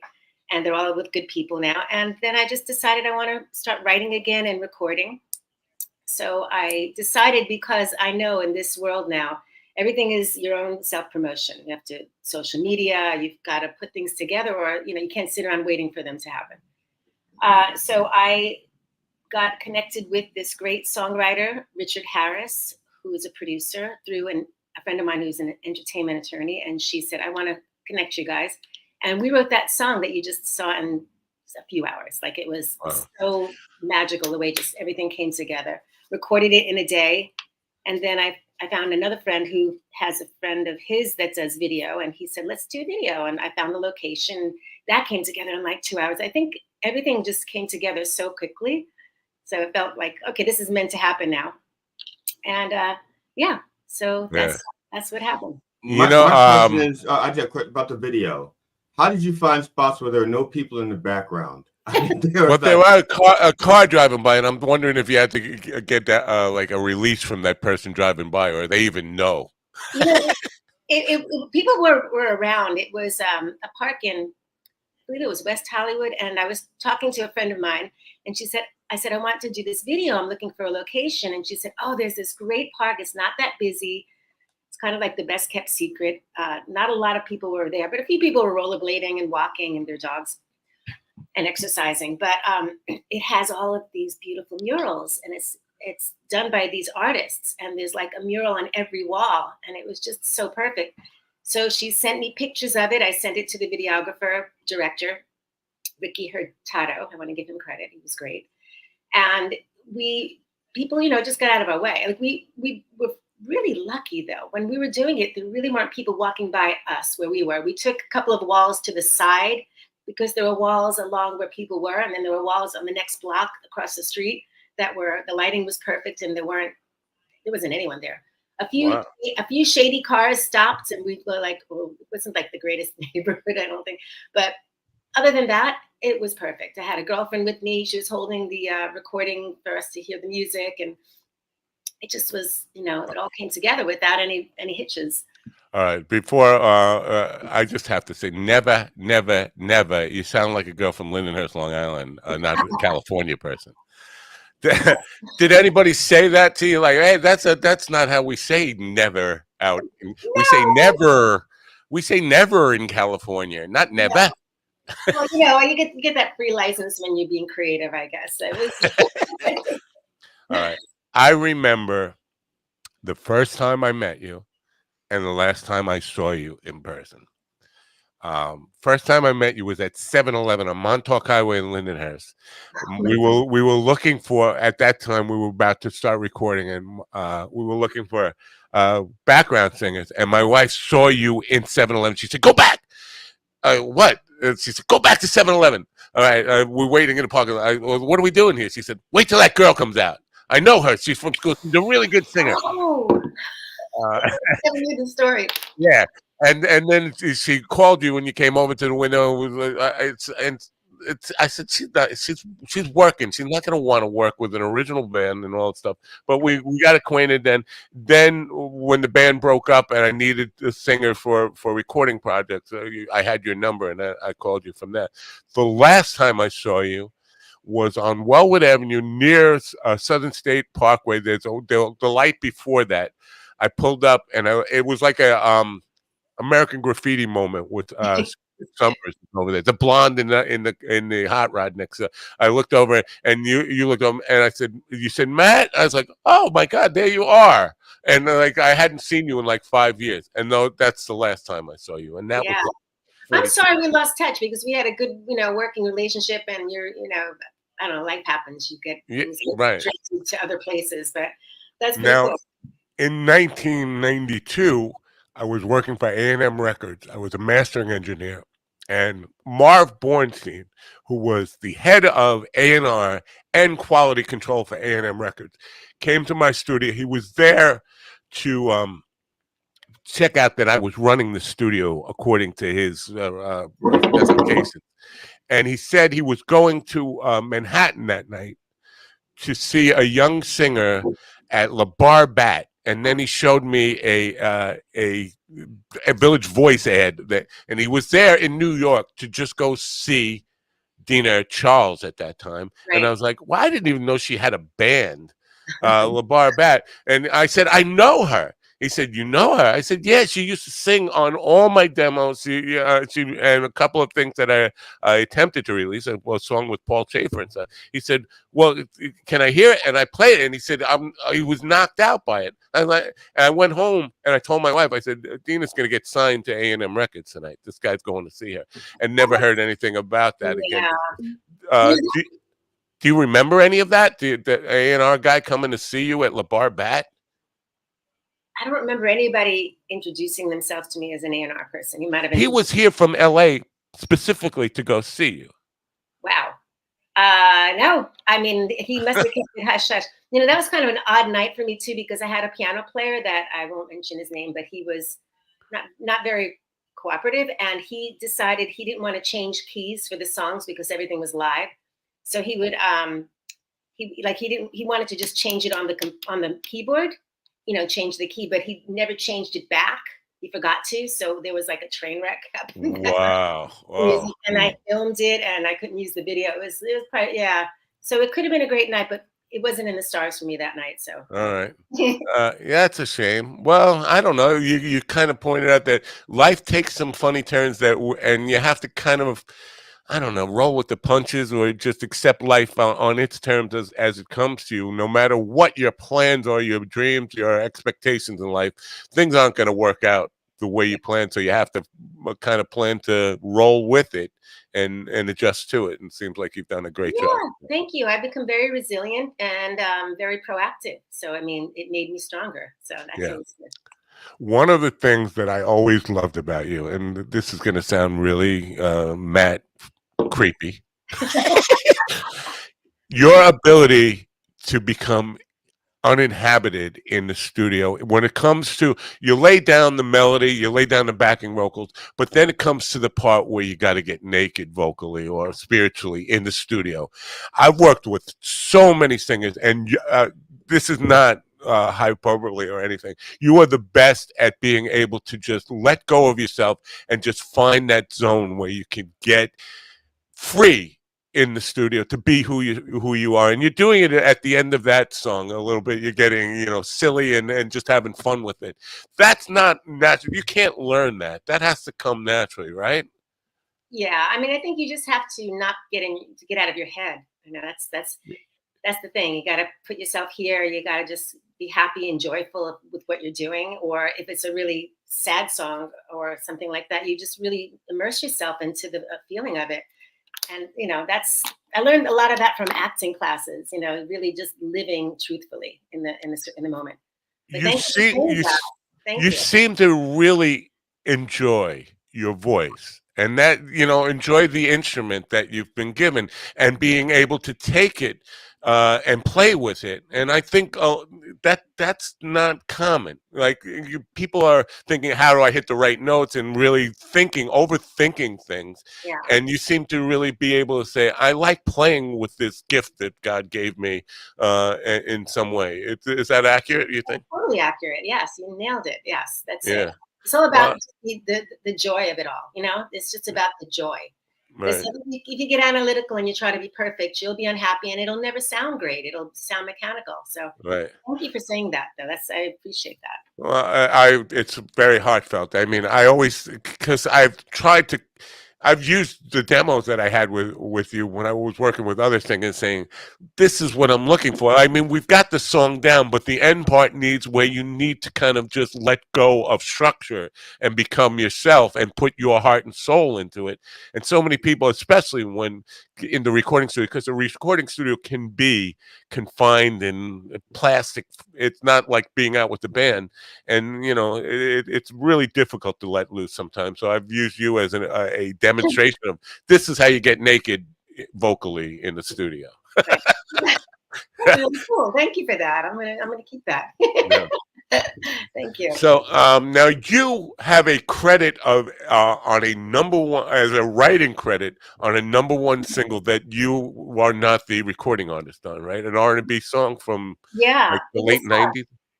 R&B. I wouldn't call it R&B. It was really pop. It was for a 3-girl singing group, a Latin singing group called Sweet Sensation. They did a lot of Latin dance music.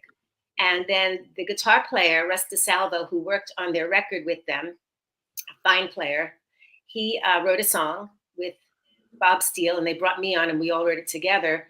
And that was their only #1 song, but it didn't even sound like it was part of their record. It was a pop, like a real pop with with rock guitars on it, pop ballad. And it became #1 for 1 week in the nation. It knocked this. I always tell this story because I'm very proud of it. It knocked Mariah Carey's Vision of Love out of her spot, which was there for, I don't know, 20 years. Wow. Not 20 years, but a long time. She was there for up on in the #1 slot a long time. And then Janet Jackson's Come Back to Me was in #5.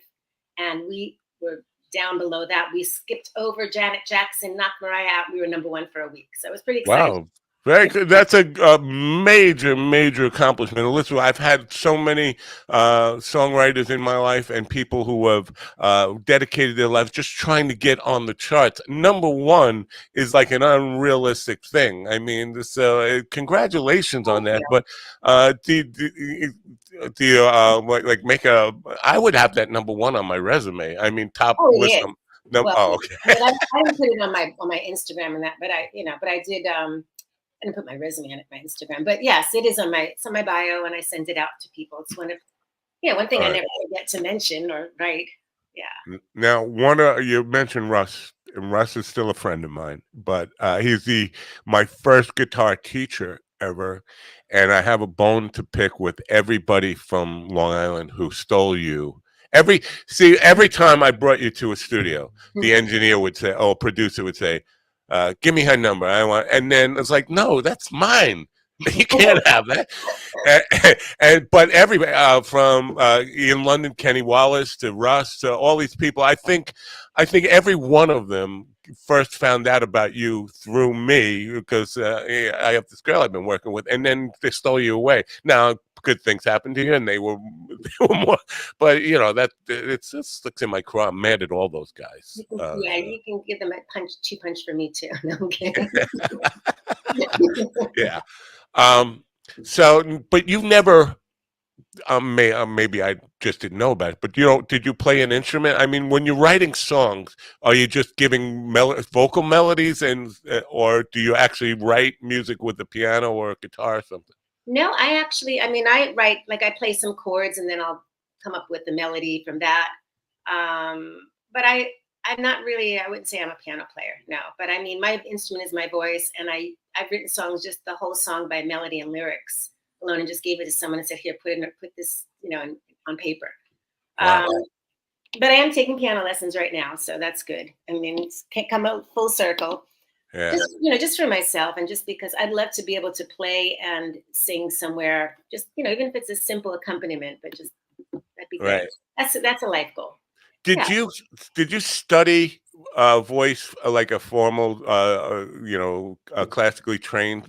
Because you were the first singer that I worked with that used words like mixed voice, head voice, chest voice. Like most girls that I worked with, then when they came into the studio, they would just sing and not know anything about their instrument. and you were the first person who started using that language, and I that impressed me because I wasn't really formally trained in vocal stuff. I have taken some vocal instruction since then, but you were what? Talk to me about the extent of your training and where you did. Okay. Well, my training was with private instructors, and I don't remember how I met Nick Carroll, and I've been searching for him. So if anyone knows how I can reach him, he was such a big influence in my life. He himself was an opera singer, this big guy, and this big personality and this big voice, and he taught me the bel canto method. So I was classically trained. But we did everything. We would do show tunes, we would do pop tunes, we did, that. And then I met Joy Tepedino on Long Island, who's also an opera singer. And she taught me more formal classical. We did actually a few arias for a recital that she had, and I had to prepare that. And then I sang Ave Maria at my father's funeral very classically. So, the classical came from those two teachers mainly, but I don't really use it much, but I have it. And it does help with technique for sure. Wow. Speaking of your father, you wrote a song about your mother, which we put out probably about a year. I don't know, was it a year or so ago, 2 years ago, something? 1 year. It was 2023. We finished that. Yes. Was that like I don't know, a starting point of you getting back into? Because I never saw you do videos before. I haven't done videos. That's one of my, I'm doing my bucket list right now, hitting them all. But yeah, so I did 2 videos actually this year. Yeah, I did that video to that song beginning of this year, I think it was, and then the video I just did a month ago.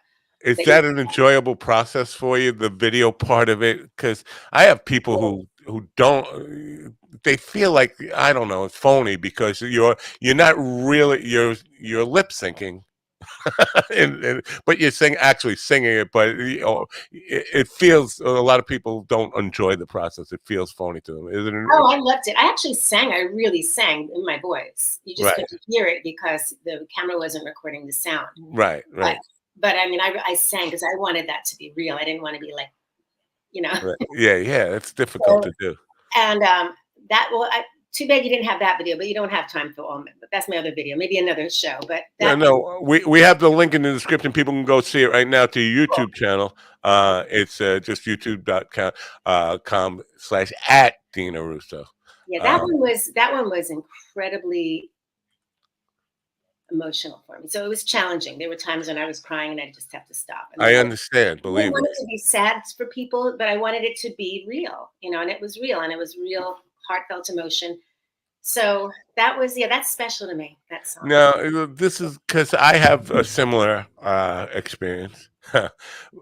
When you're in the studio with that, when it gets emotionally like way too real, does that affect you?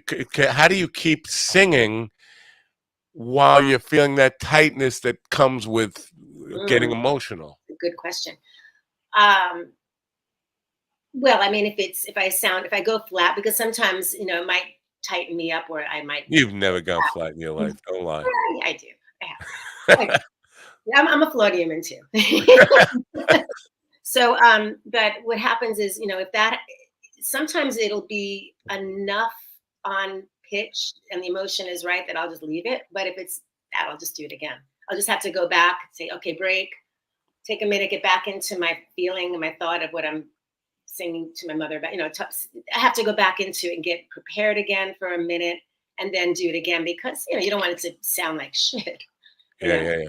So, but it does, and I've had to sing also when my father passed away. I had to sing at his, I didn't have to, I chose to sing at his memorial, and it was really hard, and my mom's as well, but I focused on what I was doing. That helped me. I focused on giving them a blessing, with my voice and my song, and the intention and the focus took me out of it. It helped it along. It helped me to make it work. And then at the end, my knees started to go, then I felt myself shaking.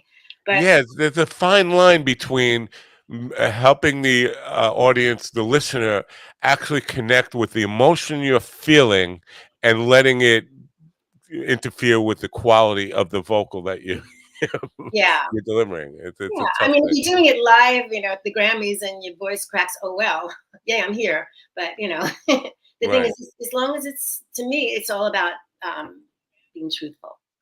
Right. Now, I have a Now, question about how often you've written a song, you performed the song, but how many times do you do it before you feel the need to start vamping a little bit?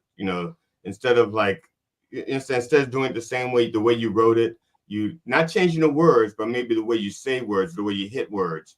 About how long before you start feeling that way about the song, or do you just say, "Well, this is the way I wrote it. I'm going to keep doing it like that"? Oh, that's a good question. Well, Thank you. Write that down, Matt. honestly, I'll hit a B. So, Will You Watch Over Me, the ballad? I only performed that once in front of a live crowd in Texas. It was at a concert, and the musical director wanted the songs to be all about songs for her father. And I said, well, can I do a song for my mother? And she said yes, and that was in front of a live audience. I mean, the phrasing wasn't the same because I was getting choked up, so I paused a few more times. I didn't intend to change the phrasing. For the most part, it was the same as I wrote it. I didn't take too many liberties with that. But there were moments when, the phrasing was different because I was taking a breath and I was trying to hold back tears. So in that way, but I honestly have not done a lot of my originals. I've been singing most of my life doing cover music. Right. Even with covers, there's still I honestly, that's just the way my brain works. I do something and I say, wait a minute. Literally, I can work with myself in the studio and I drive myself crazy because I'll sing it one way and then I'll have to put a double up on a lyric or something and I'll go back to sing it and I have a different phrasing, right? Like 30 seconds, 40 seconds, 2 minutes later. And it's just the way my brain works. And I'm just wondering, it's like you phrase it this way. Yeah. I mean, like when I'm live, I sing things different a lot. I like to be creative with it. So I take creative liberties. So I'm change it around, do a little scatting, a little ad-libbing where I feel just what I'm feeling in the moment. I don't just sing it like it's written. That's too limiting for me.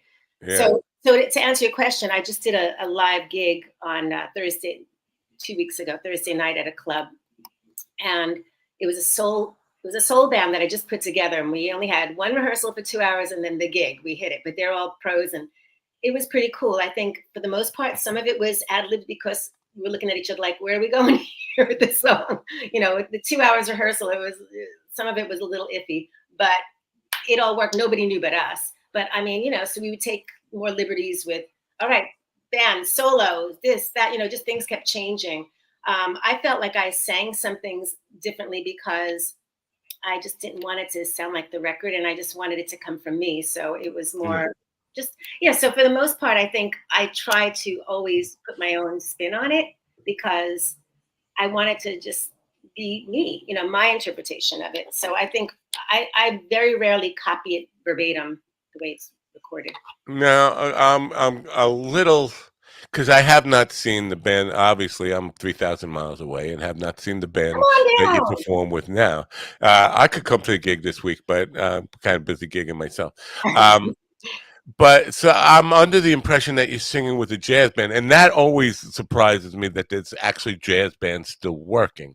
But when you say the record, most people don't know the record anyway. If it's pure jazz, tell me about the band that you sing with. Oh, okay. So I bounce around between jazz and R&B, and I have this one band that I've been working with that they're very straight ahead, is jazz. And I'll get to sing a couple of blues tunes with that, but that's not my band. But so I put my own band together, and I've always been very driven and drawn to, I should say the word is drawn. I've been very drawn to soul music. So we did all soul. We did Stevie Wonder and had two great male singers that did Stevie Wonder. And we did backup with that. Luther Vandross, Gladys Knight, Aretha Franklin, like that kind of. So that was the band that I just did my work with. Yeah, and I'm trying that makes sense then, because I was thinking nobody knows jazz records anyway. I mean, you could, and it's all, even if you know it, it's like it's all very free flowing and not really structured to the point where, you know, they take so many liberties with melody. Here's the thing I'm noticing now is a lot of guys, you almost never hear the true melody of the song now when they're doing cover songs. They are over taking license with the melody to the point where it doesn't even sound like the song anymore. Lots of guys who I are in the same circuit of the acoustic shows that I do, I go out and I'll see them, and it takes a while to even understand what song they're singing, even though it's a well-known song. People just take way too much liberty with melody and stuff, and it's really disconcerting. So you're singing with two different bands. One's your own band that's an R&B band, and a jazz band. You're in Northern California or middle? I'm in Southern California. I'm near the beaches, in the beach area. Near the. Should I tell you? Maybe someone might stalk me. I don't know. I should tell you.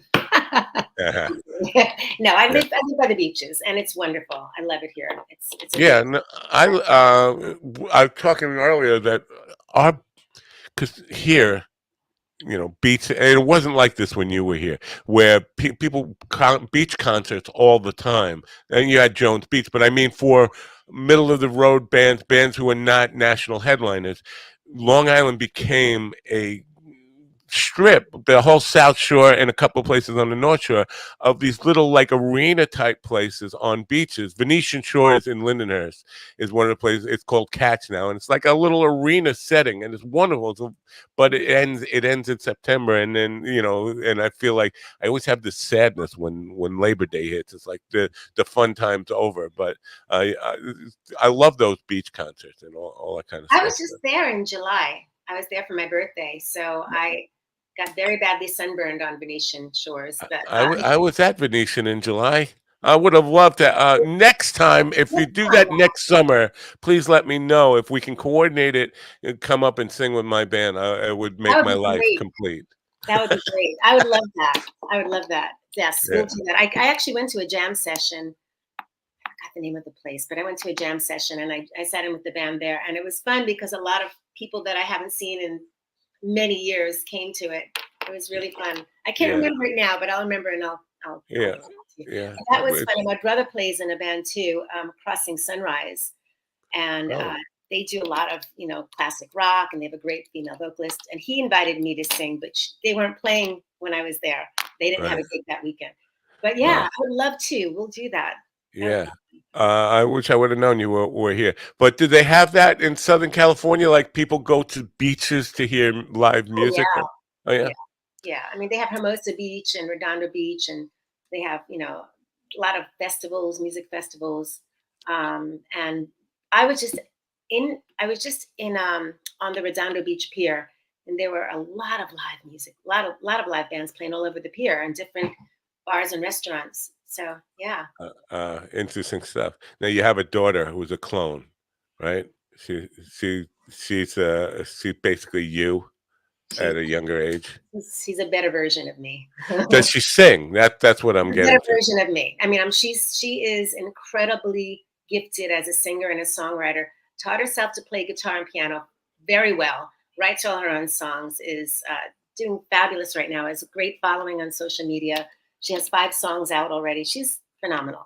Wow, I gotta find out about this. I did not know about that. I didn't even know she was a singer until just now. And I was gonna, it's kind of suggest if she wasn't, she needs to, because I think. Do you think any of it is hereditary? You do? I do. I mean, I think for sure her father is a singer, and I'm a singer. But she got she had that gene from birth. I get into these conversations with vocal coaches all the time who talk about anybody can learn to sing. And I was like, well, anybody can learn the technique of singing, but I do think there is something about being a natural born singer. And they are, of course, if you're a vocal coach and your job is to take people who can't sing and teach them how to sing, you're going to deny that and say that, well, no, nobody is born a singer, because we don't want people to believe that. But I do believe that I think you are a born singer. Obviously you've had training, but I don't think you would have been nearly as good as you are without having been born with a gift. Thank you. Well, I do agree with that people come into the world with gifts, and they just very, they're amazing at it. My daughter, just to go back to her, which really, my mom and I looked at each other and were amazed when she was about 4 years old. We were playing the Disney soundtrack to Aladdin, the movie, the Aladdin, the cartoon movie. And the songs that were in the male keys, she would find the octave above and sing it. Wow. And we looked at each other like, how is this happening? And then she would find the harmonies and she'd be singing harmonies along. No one taught her that. She was 4 years old. So she just came into the world with this incredible gift and incredible, insight for music.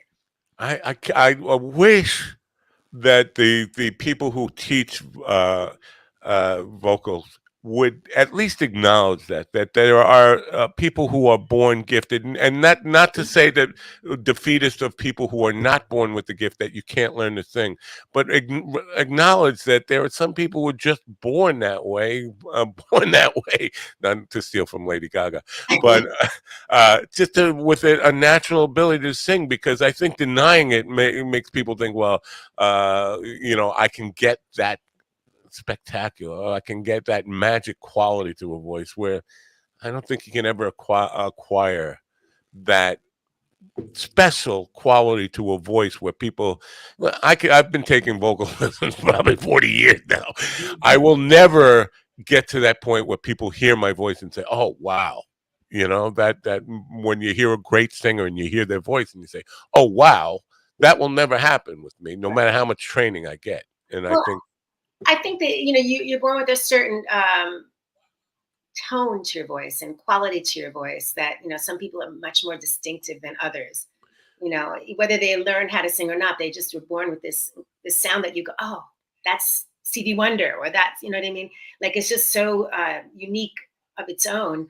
And I mean, if you have an ear, you can learn how to sing. I think it's much more challenging for people that are tone deaf and that really just they don't know when they're singing off key or not. But, but anyone that has an ear or could tell if you play some notes on the keyboard and they can match them and they can hear it, they have a lot of potential. But the people that, because I have taught voice lessons as well. And the people that I've taught, the ones that I would play notes and have them match it, some of them right there, and others, they would be, way off.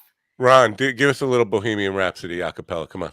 Come on. Come on. It's 7 o'clock in the morning. Yeah. For me. So sing the harmony with me. Yeah. Are you inspired now to kind of continue down the road of not just writing and singing music, but putting stuff out like you did with It's Never Too Late? Yes. I put out a CD a while back when I was pregnant with my daughter. And what's a CD? It's called My Greatest. It's those are those drink coaster things. CDs. That's what you put under your drink so you don't mess. I put out a record. No, you can't say record. An EP. Yeah. Yeah, it was a while back, but it was all smooth jazz. And I have stuff that's floating around that I've done with other people that's out. Yes. Yes, but to answer your question, I want to keep moving forward as a songwriter and singer, and I have no problem placing my song with another well-known artist. I have no problem. Actually, I really would love to get some songs placed on soundtracks. And, I'm just going forward until I can't sing and write anymore. This whole streaming thing has changed. Streaming has changed music in a big way. I mean, that's what I was getting to with the CD stuff. Oh, okay. I mean, nobody has a CD player anymore. I don't even. They're not even. Yeah. I mean, I have a reel-to-reel tape player. I don't have a CD player. That's how I'm from a dinosaur age. But it's changed the way people make music and deliver music in so many different ways, and so it's a really difficult business now. It's a business of music, and it's hard to get noticed, and it's hard to get people to find your music in a way, which is why I wanted to have you on this program today, to let people know that they could go to your YouTube channel and find you now. the other day, GD in I forget what context he brought this up, but he said the name Pat Benatar. And I said, well, Pat Benatar's from Lindenhurst, Long Island. And the thing is, once she became a star, everybody was her. Everybody in Lindenhurst claimed her as best friend. You have a lot of people in Lindenhurst who still love you. And then when they find out this stuff, now people are interested. You're kind of like a hometown hero to a lot of people in Lindenhurst that I know. And so I hopefully they're listening in today. I know my ex-wife is and her sister. I hope they will go and patronize your music and follow you and follow where you're going from here.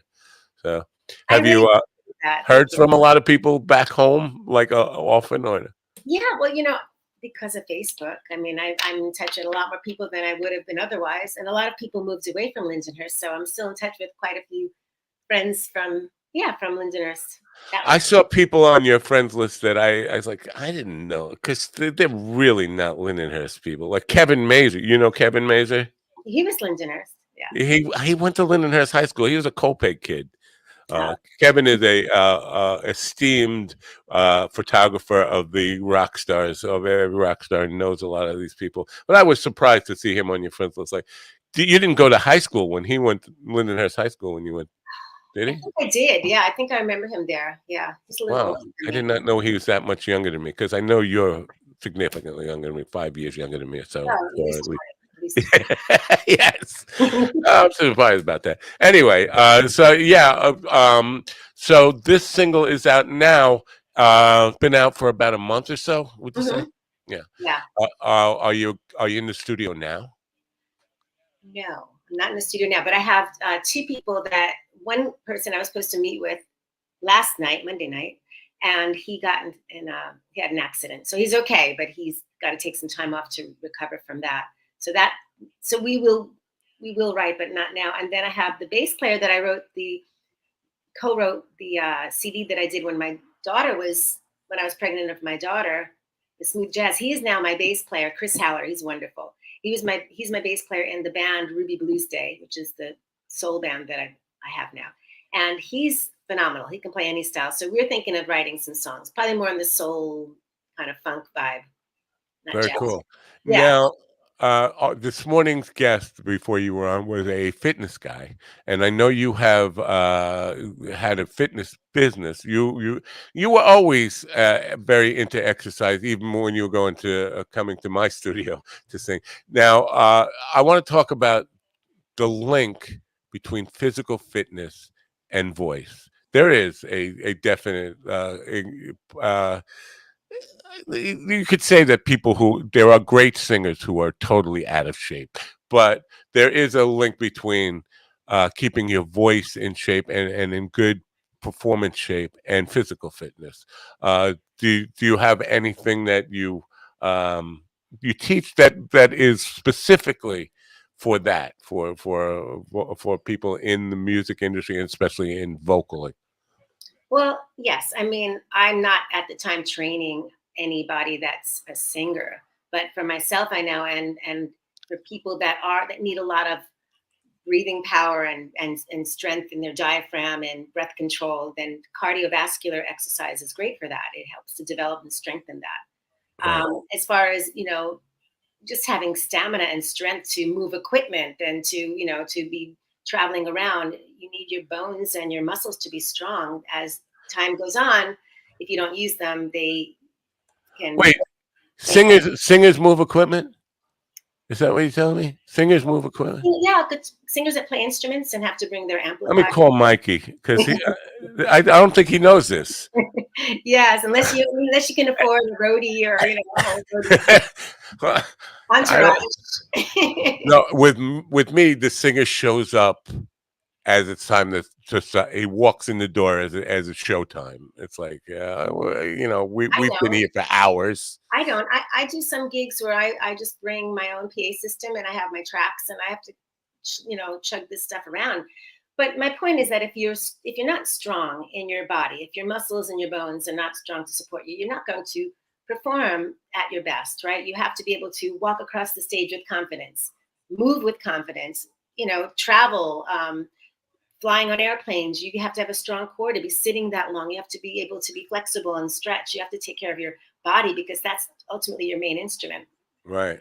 I have, I understand the diaphragm stuff, and I work hard at trying when I'm standing up and doing the stuff with the band, really using proper technique. Problems come like the day after I have an acoustic gig, and I'm finding this grittiness, this crackling in the back of my throat that is coming out vocally. Sometimes I laugh at it, and the audience doesn't know what the hell I'm laughing at.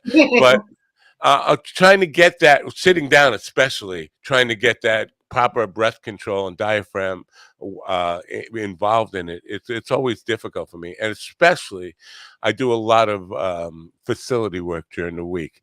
And I find my voice is just tired. You can hear the tiredness. You can hear the strain in my voice. And it's like, it doesn't happen when I'm with a rock band, when I'm playing, when I'm singing full body into it.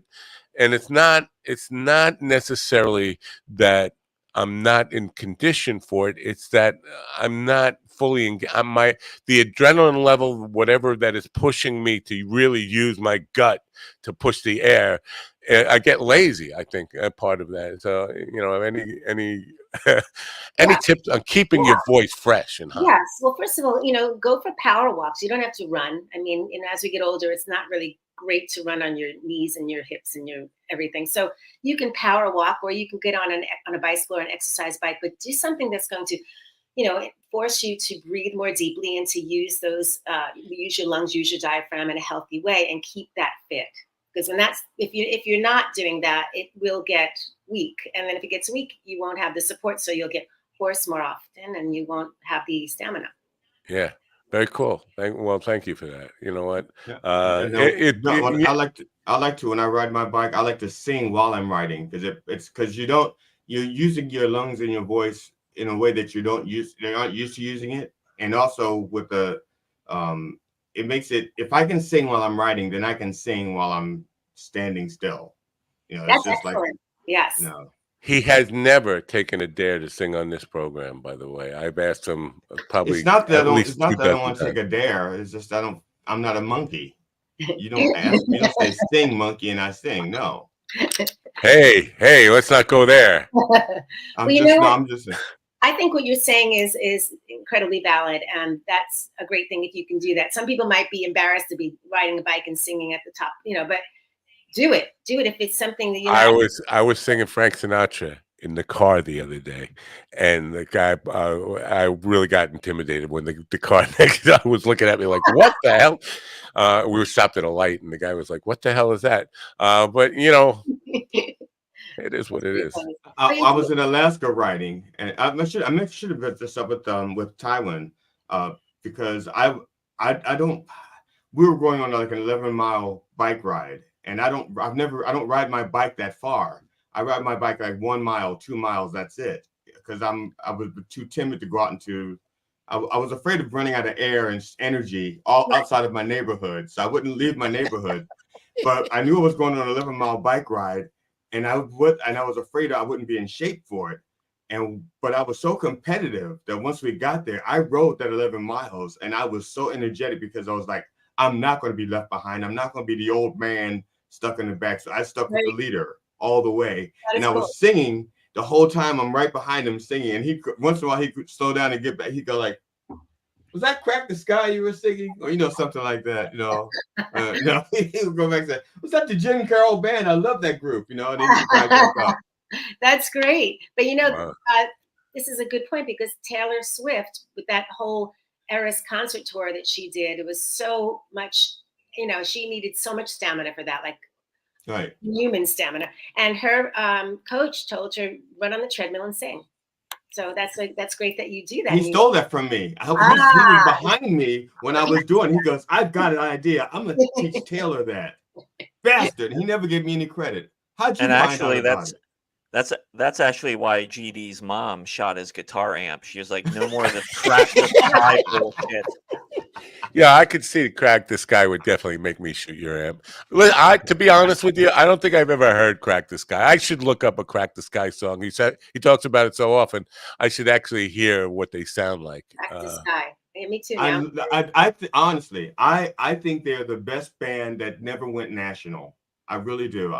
They never went national. That's why I don't know them. No, and I'm saying they never went national. I love Queen. I love Yes, Earth, Wind and Fire. Those are like my ride or die bands. Yeah. But Crack the Sky, they as a musician, they challenge me as a musician.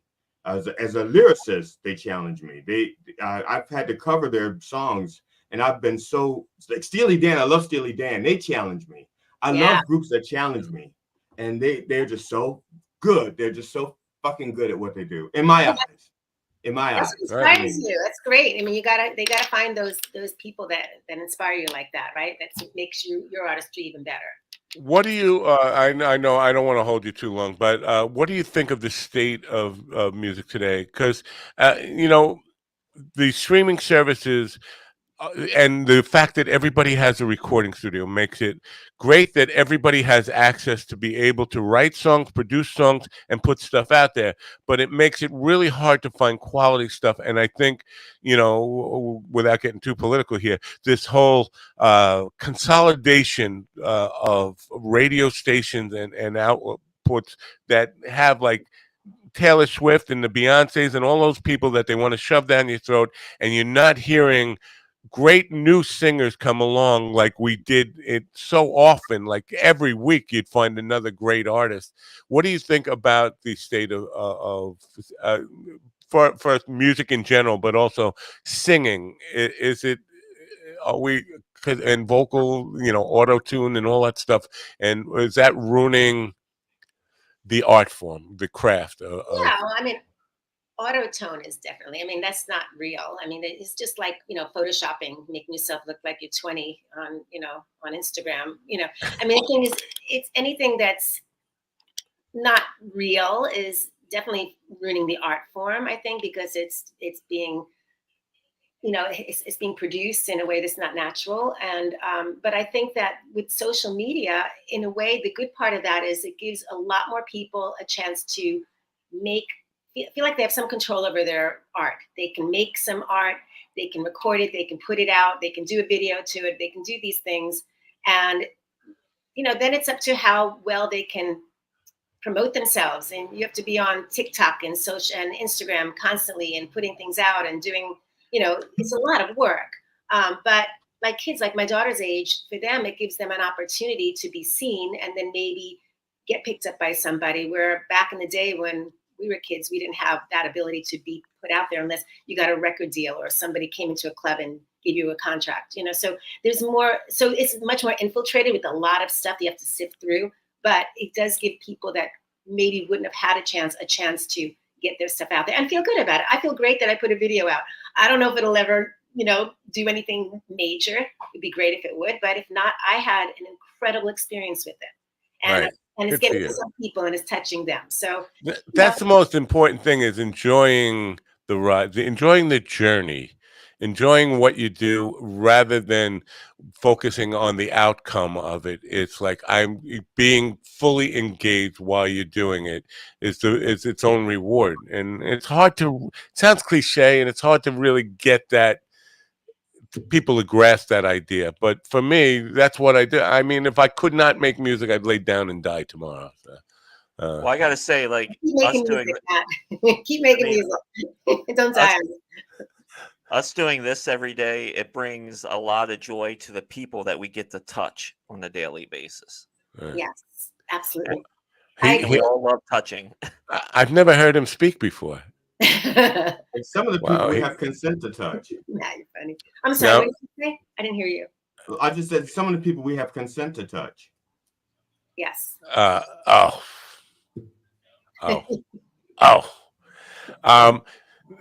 Do you get out to stand-up comedy? Do you go to stand-up comedy shows ever? I haven't in a while. I'm due. I love them. They're fun. I love to sit in the audience and have a cocktail and laugh. But yeah. Not anymore. Not after this. I was going to say you wouldn't know it, but these guys are actually professionals at that game, or at least they say they are. Come out to LA. There are a lot of comedy clubs here.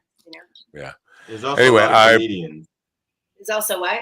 A lot of comedians. Yeah. Yeah, You lots and can't swing lots a and dead lots. cat. You can't swing a dead cat in LA or New York without hitting a comedian. I'd rather be Yeah, a big yeah. fish in a small pond than a guppy in a town full of sharks. I understand that. Don't become a whale. That's all I'm saying. Don't become. Anyway, I really appreciate you being. I hope people will go to youtube.com/@Dino and check out there's 2 songs there right now, and there will be more coming. That's all they need to know. Listen, please tell your daughter. First of all, I'm going to go check out her music, but tell her she's welcome to come here and promote it. I'd love to get to know her and hear her music and see what she's up to and help her with. That would be great. All right. Well, thanks for being here, and hopefully some people will go check out your work, and we look forward to hearing more from you. Thanks. Thank you. Can I just do one little quick plug? It's Delilah.angel with 2 L's. DELILAH.angel, 2 L's. That's my daughter, and check her out, people, because she's pretty wonderful. Is that a website or is she? That's at Instagram, and TikTok. Okay. Very cool. Thanks for sharing that, and it's been a great conversation. And hopefully, don't be a stranger. Come back again when you put your next song out. Come back again. We'll talk about every song you put out. One at a time. That would be great. Thank you. I know it's very early for you, but I appreciate it. Thank you. No, I don't mind. Thank you. It's great to see you all. All right. Have a great day. You Bye. too. Dino Russo, folks. Great singer, and somebody I really enjoyed working with when we were young. She's still young. When I was young. Anyway, guys, did you guys get anything that you can use to improve your life from that conversation? Yeah, I think I I'm can talking to you two. I think I can rock that dress that she was wearing in my next video. My next in time the I video. do comedy. It definitely. I'm sure that titillated Ron's little lingerie fetish. It was like lingerie-esque, the dress she's wearing in the video, right? Like lacy lingerie-esque. No. Yeah. All right. We're 2 hours and 15 minutes in. We're not going to do show business today. One thing I wanted to, and I don't know if you would have had this in show business had we done show business. Oasis is getting back together. Am I wrong about that? Because I thought this was big music news today. It looks like I don't know why that would be big news. I don't know why that would be big news. I mean, other than the fact that, do you mean Oasis, they haven't all died from old age, or? Well, the 2 brothers basically did not like each other for a long time, and so that's big news that they decided to work together again. Yeah, at the same time, it's I think it's a good payday for them. That's another reason they're together. It would be bigger news if my brother, who was a musician, and I got together and performed, because he's been dead for like 30 years. Yeah, he's been dead for 30 years. No, he's been dead. He's been dead for a year. You went to the other brother, my younger older brother. He was a musician. They're calling it Oasis 25. I guess it's. You know what? Let's see if they make it there, because it's good to plan on a concert, but if it's months away and it's happening in 2025, they might end up once they go to a rehearsal, so end up choking each other. And it's like, well, I can't. They'll be okay. They're gonna see it through because there is too much money at stake for them. How much money do you think? Do you know what the dollar amount is? I don't know what the dollar amount is, but I'm sure it's going to be pretty good for them tour-wise, since they haven't toured together in so long. I promise you, Carl's going to be there. Manchester, they have 4 dates. This is in next July already. I mean, I don't know. Listen, money can do a lot of things, but they won't get you over hating your fucking brother, like to the point where Guns N' Roses pulled their shit together, though. Was that all the original band? Well, no, it's pieces of it. I mean, the group is really Duff McKagan, Axl, and Slash. Yeah. So the rest of them are like, there. Yeah. All right. I'm just, this is interesting. I wonder how much money it took to get them to play nice together. I do think it's big news. I'm not like the biggest Oasis fan. I do think they were extremely derivative Beatle wannabes, kind of almost like a Beatle tribute band doing new music that sounded like the Beatles, intentionally sounded like the Beatles, wore outfits that made them look like the Beatles and all that stuff. But I do think they were, for their generation, which is now an older generation, they represented that kind of pop, top of the charts thing, like the Beatles did to me in my generation. So I can't think of one Oasis song, not one. Especially Champagne with Supernova, Wonderwall. No. No, that music is too current for him. He needs to go back to Crack the Sky. Crack the Sky. Excuse me while I crack the sky. But I think too what helps them is, that band is out there, Greta Van Fleet, and they're basically a Zeppelin cover band. Greta Van Fleet is a very odd thing because the guy's got he's got vocal chops like Robert Plant does, but I don't think he's not the lyricist at all. Plant ever. I don't think they even do lyrics. They make sounds. They don't do actual words.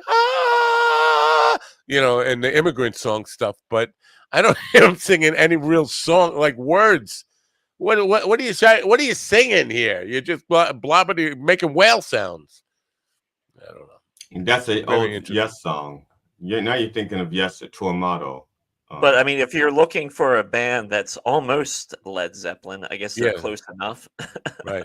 And there's this band, the band Feel, that I'm really interested in. They are derivative of a lot of things, Zeppelin being one of them. Also a little bit of like Black Crowes type of influence too.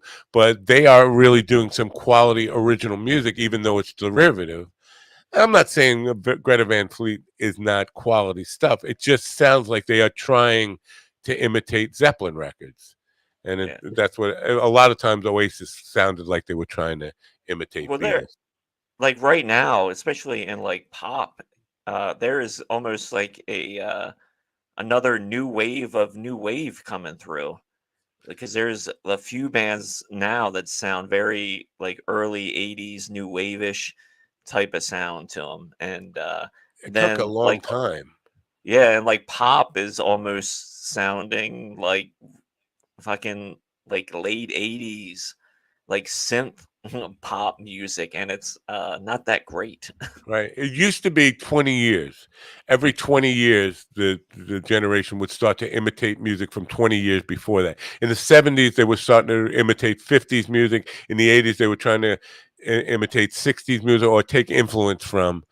And now we're 40 years beyond the mid 80s, and we're starting. It's grown. The gap where we start to pay tribute or homage to things of the past. Well, it's not an homage. It's the kids growing up and listening to what their parents did, and that becomes like almost ingrained. That's right. I don't mean like an intentional homage. It just comes out as influence. With people waiting later and later to have kids, it just seems that just happens. Good naturally. point.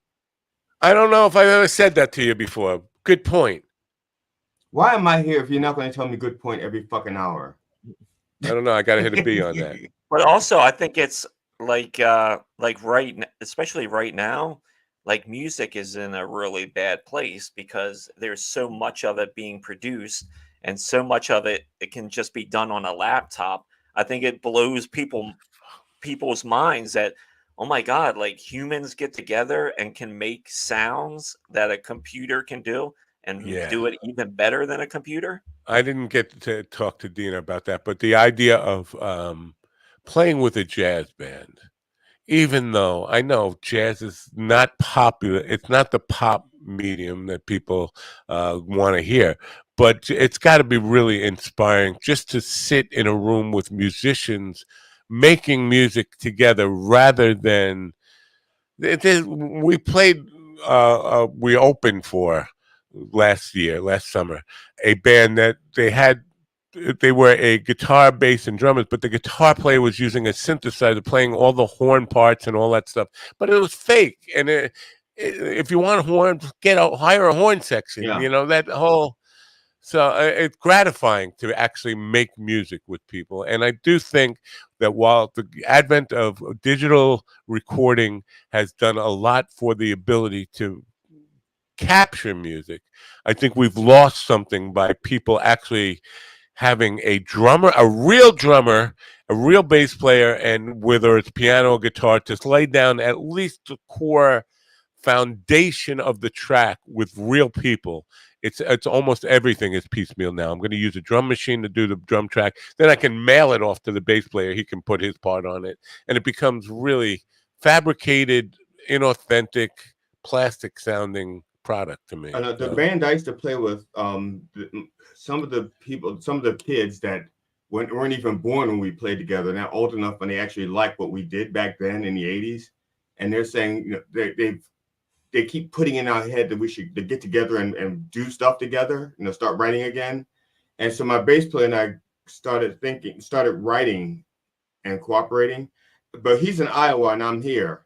And he wrote a bass line. He sent it to me. I said, Phil, I'm sorry. I actually need to have you in the room with me. I said, because I'm not this great guitar player. I'm not this great vocalist. I ride on the energy of the rest of the band. And I need you can't make music unless you're on a bicycle. This is the problem. You have to map the studio big enough that you can ride your bike around while you're doing it.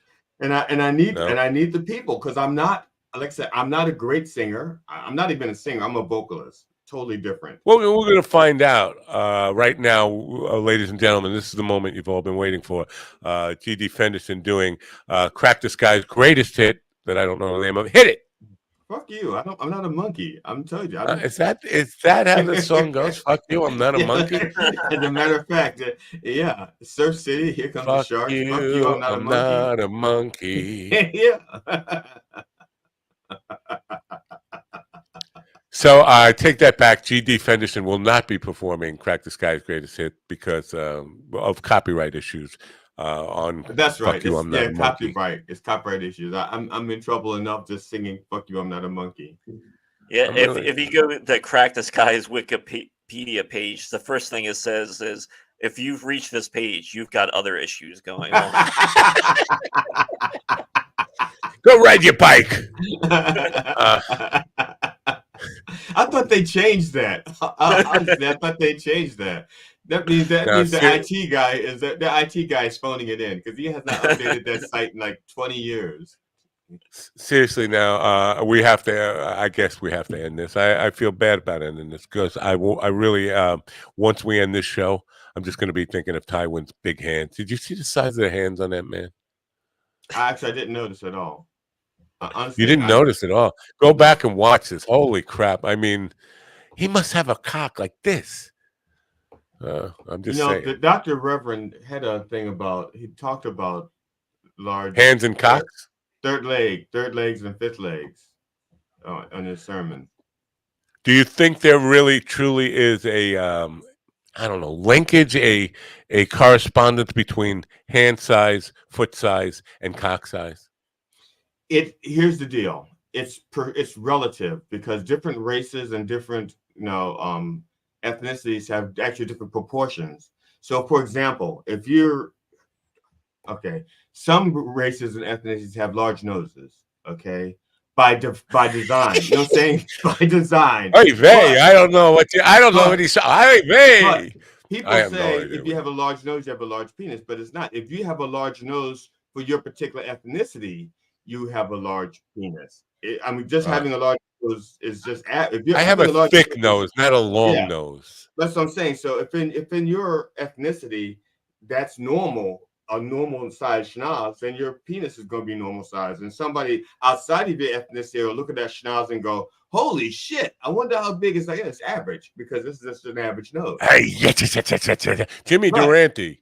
Yeah, Milton Berle. Now Milton Berle. Okay, never mind. To paraphrase a Neil Brennan joke, he's like, when you're out at the club and you're having a good time, like when a group of black guys shows up, like, all the women are like, "Oh, this is nice." But now, like, if a group of Asians show up, everyone's like, "Who cares?" Well, unless you need some IT work done. I'll say it actually also depends on the which area of Asia they are, because like right now they're like the Chinese breakdancers are like phenomenal. You know, they are like, and the Japanese ones as well. They're like really, really good. Well, so this. Whenever I see Asians showing up at the club, I assume they took an Uber, because if they were driving, they wouldn't have now made it. So I'm just gonna. I thought you were saying. I'm assuming that they were having technical issues with the sound, and they had somebody come in to. Oh, that too. That too. Now that we've covered all the racist bases on here, well, the nose, they say, never stops growing. Your nose, and this is why my nose is as big. I had a little nose when I was young, but now it's huge. But not the case with the cock. The cock stops growing. I'm just saying. And again, I think part of the problem with that is that the penis. Let's say you had a 5-inch penis when you were 20, and when you now need you're 40 or 50, it's like it appears to be like 4 inches. It's because you got more fat back there that's like moving out. But it's still the same. If you push the fat back, you still got all that penis. I don't think so. I think I had like listen, I'm not exaggerating here or bragging or anything. I think I had like 9 inches in my 20s. Now I have 2 inches in my 60s. I don't think this fat. I just think it shrunk. I'll show you guys some proper cock size. All right, let's see. Oh, it looked like a bear tongue. Did you see that? It turned into a bear tongue. Yeah. And that's why Ron and I have stayed friends for so long, because I pick up his leftovers. You know. All right. Well, we hope Steven's kid is doing all right. I hope it's not an STD. STD. STI. Stupid thinking dummy. Is that what STD stands for? Stupid thinking dummy. I don't know. All right. The one thing I wanted to mention is, I don't know if you guys have been seeing this, but the AI stuff, I put the entire show yesterday into Opus Clip to make AI stuff. It did some stuff that was incredible. Like the Bill Burr, when we were talking about Bill Burr, Chad Ryden was talking about Bill Burr turning an audience around. It took that and made an image, an AI image that is remarkably like Bill Burr on stage, and it's like a cartoonish, but it was really strikingly accurate, and I was like, wow, that's pretty cool. That's the best. I think you're going to be making AI images of Tyrion all day. Yeah. Hold up your hand, and it's gonna be like, oh, a big old cock next to it, like a comparison. I don't know. Send me pictures of your hands now. So they introduced this whole new beta thing in Opus that says you give it a prompt like saying, give me moments that are most likely to get YouTube engagement, and it will look for stuff like that. So it did come up with some really interesting stuff. Some of the stuff I'm a little bit shy about using. I'll make no bones about it. It's like, wow, that will get some YouTube engagement, but it will also get a lot of hate mail. And I don't know. It's a fine line. You got to choose. Are you ready for the hate mail? Are you ready for the hate mail? They don't know my address. I put it out there all the time. And the Dr. Reverend Jelly Roll puts his email out there all the time. Nobody writes them. So yeah, put it out there. It's not gonna. Well, I put the entire show. I put the entire show Sunday in Opus and said, look for moments that are likely to get engagement on YouTube. And it gave me nothing. Nothing. Yeah. Your clip is done. There's no clips here. I know. I know. I was there. Yeah, I know. So yeah, anyway. So I will put this in and we'll look forward. Now, Mr. Tongue, the doghouse is no more, right? No more? No more. No so what are you gonna do with your Tuesday night? Forever or no more until are they not gonna I'm thinking the air conditioning issue would not be an issue now. It was nice and cool out, and you might, I don't know. They may come back. I don't know. They haven't really said. No one's really saying anything. But what about the occasional showcase or the occasional? Nothing. They can't. Nothing. All right. Ian wants to see my hate mail. You know what? I will pick out some shareable hate mail. I don't All know. But don't put any of this stuff the in. hate mail coming from your wife when you're making those videos about Tyrion all day. My like, wife, Matt, you gotta stop. You gotta. my stop. wife is a great Puspatuk squaw. Don't denigrate my wife and the people that she represents. Now, No, I'm not. We're worried about her safety with all these videos that you're going to be making today. That's a good concern, I guess. No, I don't know. I don't know why Ian is obsessed with seeing my hate mail, but I feel like he writes a lot of it, and he wants to see a lot of it is him. He's actually very He wants to supportive. see his name in print. He wants to see his For a name guy in with print. evil. Well, you know what? The thing is his YouTube handle is not evil. It's like nicest guy. It's like I think he's got like it's a good the angel and the devil on his shoulder. Evil Ian is over here, and the nicest guy is over here. Like, oh, be nice, fuck him, man. You know that. He wants to see the hate mail because he wants to compare his hate to see if it's the same issues. Like, oh, I hate Matt for this reason too. Yeah. Wait a minute, I can step up my hate. I've never thought that I can really step it up. To be absolutely fair, some of it is only hate mail because of my perception of it. I am very thin-skinned when it comes to criticism or stuff like that, and I get hurt. I get hurt easily. I get hurt. How can you be thin-skinned with a thick nose like that? You would think that what you're trying to say, that your nose is like really that big and it's not just. It comes with the glasses. The nose comes with the glasses. The mustache too.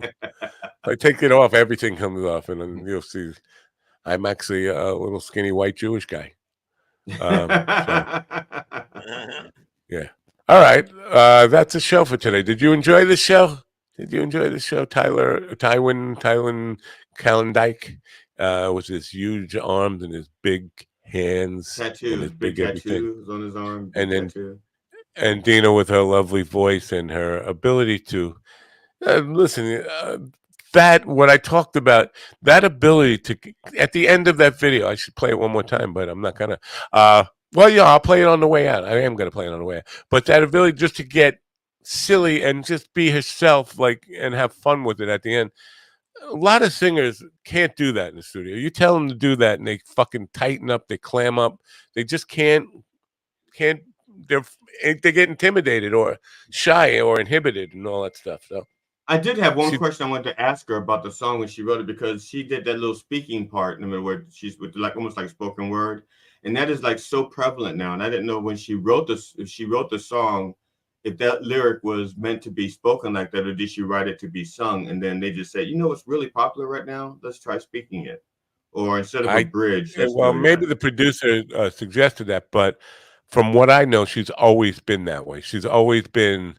There was always a part of the song where she got real at the end, and it was a gift. Again, I was always super impressed with her talents, but I also think she has this gift of letting her guard down and not. It's so hard to get singers to do that. To just say, I can't sing. I'm not an ad-libber. I can't tell you what to do here. Just have fun with it. Make the song your own. And obviously she wrote that song, so it's much easier for her to make that song her own. But to say that to a singer, this is your time, just be you. And then you get people trying to imitate me. Like, if I wanted somebody to imitate me, I'd do it myself. I suck. That's why you're here. Well, I'm gonna tell you what helped me, because like I said, again, I'm not a great singer by any stretch of the imagination. But ladies and gentlemen, now doing Crack the Skies, Fuck You, I'm Not a Monkey. When I was my bass player, it was just to get on me because he kept saying I was holding back. He says, "You're holding back. You're not letting loose. You're not having fun with the song. You're holding back." And I said because I can't sing. I'm really not good. He says, you're a pretty good vocalist. And so he said to me, "Who's your favorite vocalist?" And I told him. And so he came back the next week with an unfiltered version of them singing that somebody got, like a bootleg copy of that band performing live without all the extra effects and vocals and harmonies and shit. And I went, "Who's that? Who's that covering that band?" And he goes, "That's him." I went, "Bullshit!" And that gave me confidence to know that if he can sound that bad and he's that fucking famous, then I should be able to at least sing to a couple hundred people. And now, just for clarification or edification of the audience, his favorite singer, the one he's mentioned, is the Monkey from Crack the Sky. Actually, at that point, it was the guy. I can't. I'm saying I can't remember his name. That's why I didn't say. I can remember the name of the band, but I can't. Andy Partridge from XTC. I used to love Andy Partridge from XTC. I couldn't remember his name. That's why I didn't want to say it. But because he was could have just called him the Monkey. Fuck you, I'm not a monkey. I'm definitely going to write a song called "Fuck You, I'm Not a Monkey," and I'm going to end up producing it. It's going to be within the next few weeks. You can expect a Matt Nappo original called "Fuck You, I'm Not a Monkey," and then the backlash will come. It's insensitive. It's insensitive to talk like that. Anyway, thanks for being here, guys. I had fun today. It made my Tuesday. All right, get out. Are you going to get out? Are you going to get out? Are you going to get out? Get out. Get out. I try get out. All right. What was I saying? Oh yeah, I'm not going to play "Turn on Your Radio" today. I'm going to play Dina's "It's Never Too Late" one more time. Thanks for coming. I don't know who's on the program tomorrow, but it's somebody you don't like. It's somebody you're going to hate. You're going to hate tomorrow's show. So tune in with all the hate. Bring all the hate you got, but direct it at me, not at them. All right. Thanks for coming. Have a great day, and bye for now.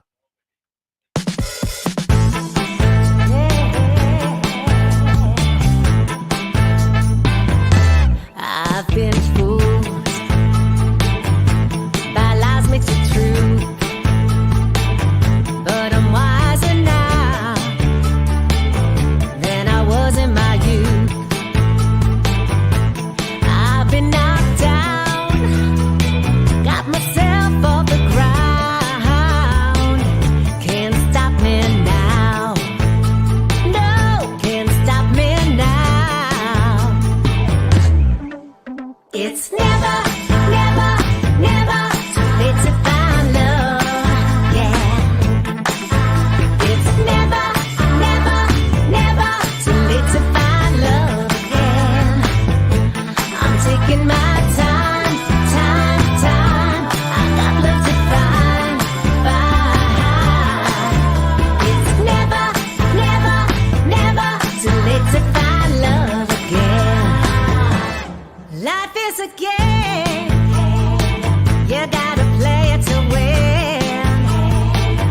If you're feeling lonely, don't throw your cards in. Hold your head high, give love another try. It's just a roll of the dice, yeah, a roll of the dice. It's never, never, never too late to find love, yeah. It's never, never, never too late to find love again. I'm taking my time. I got love to find. It's never, never, never too late to find love again. My life is like a dating game. I gotta find a way to get off this train. I'm not looking for a one-night stand. All I need is one good man. Just one good man's all I need. To all the guys in the dating apps with the dark glasses and the baseball caps. Hey, I can't see what you look like.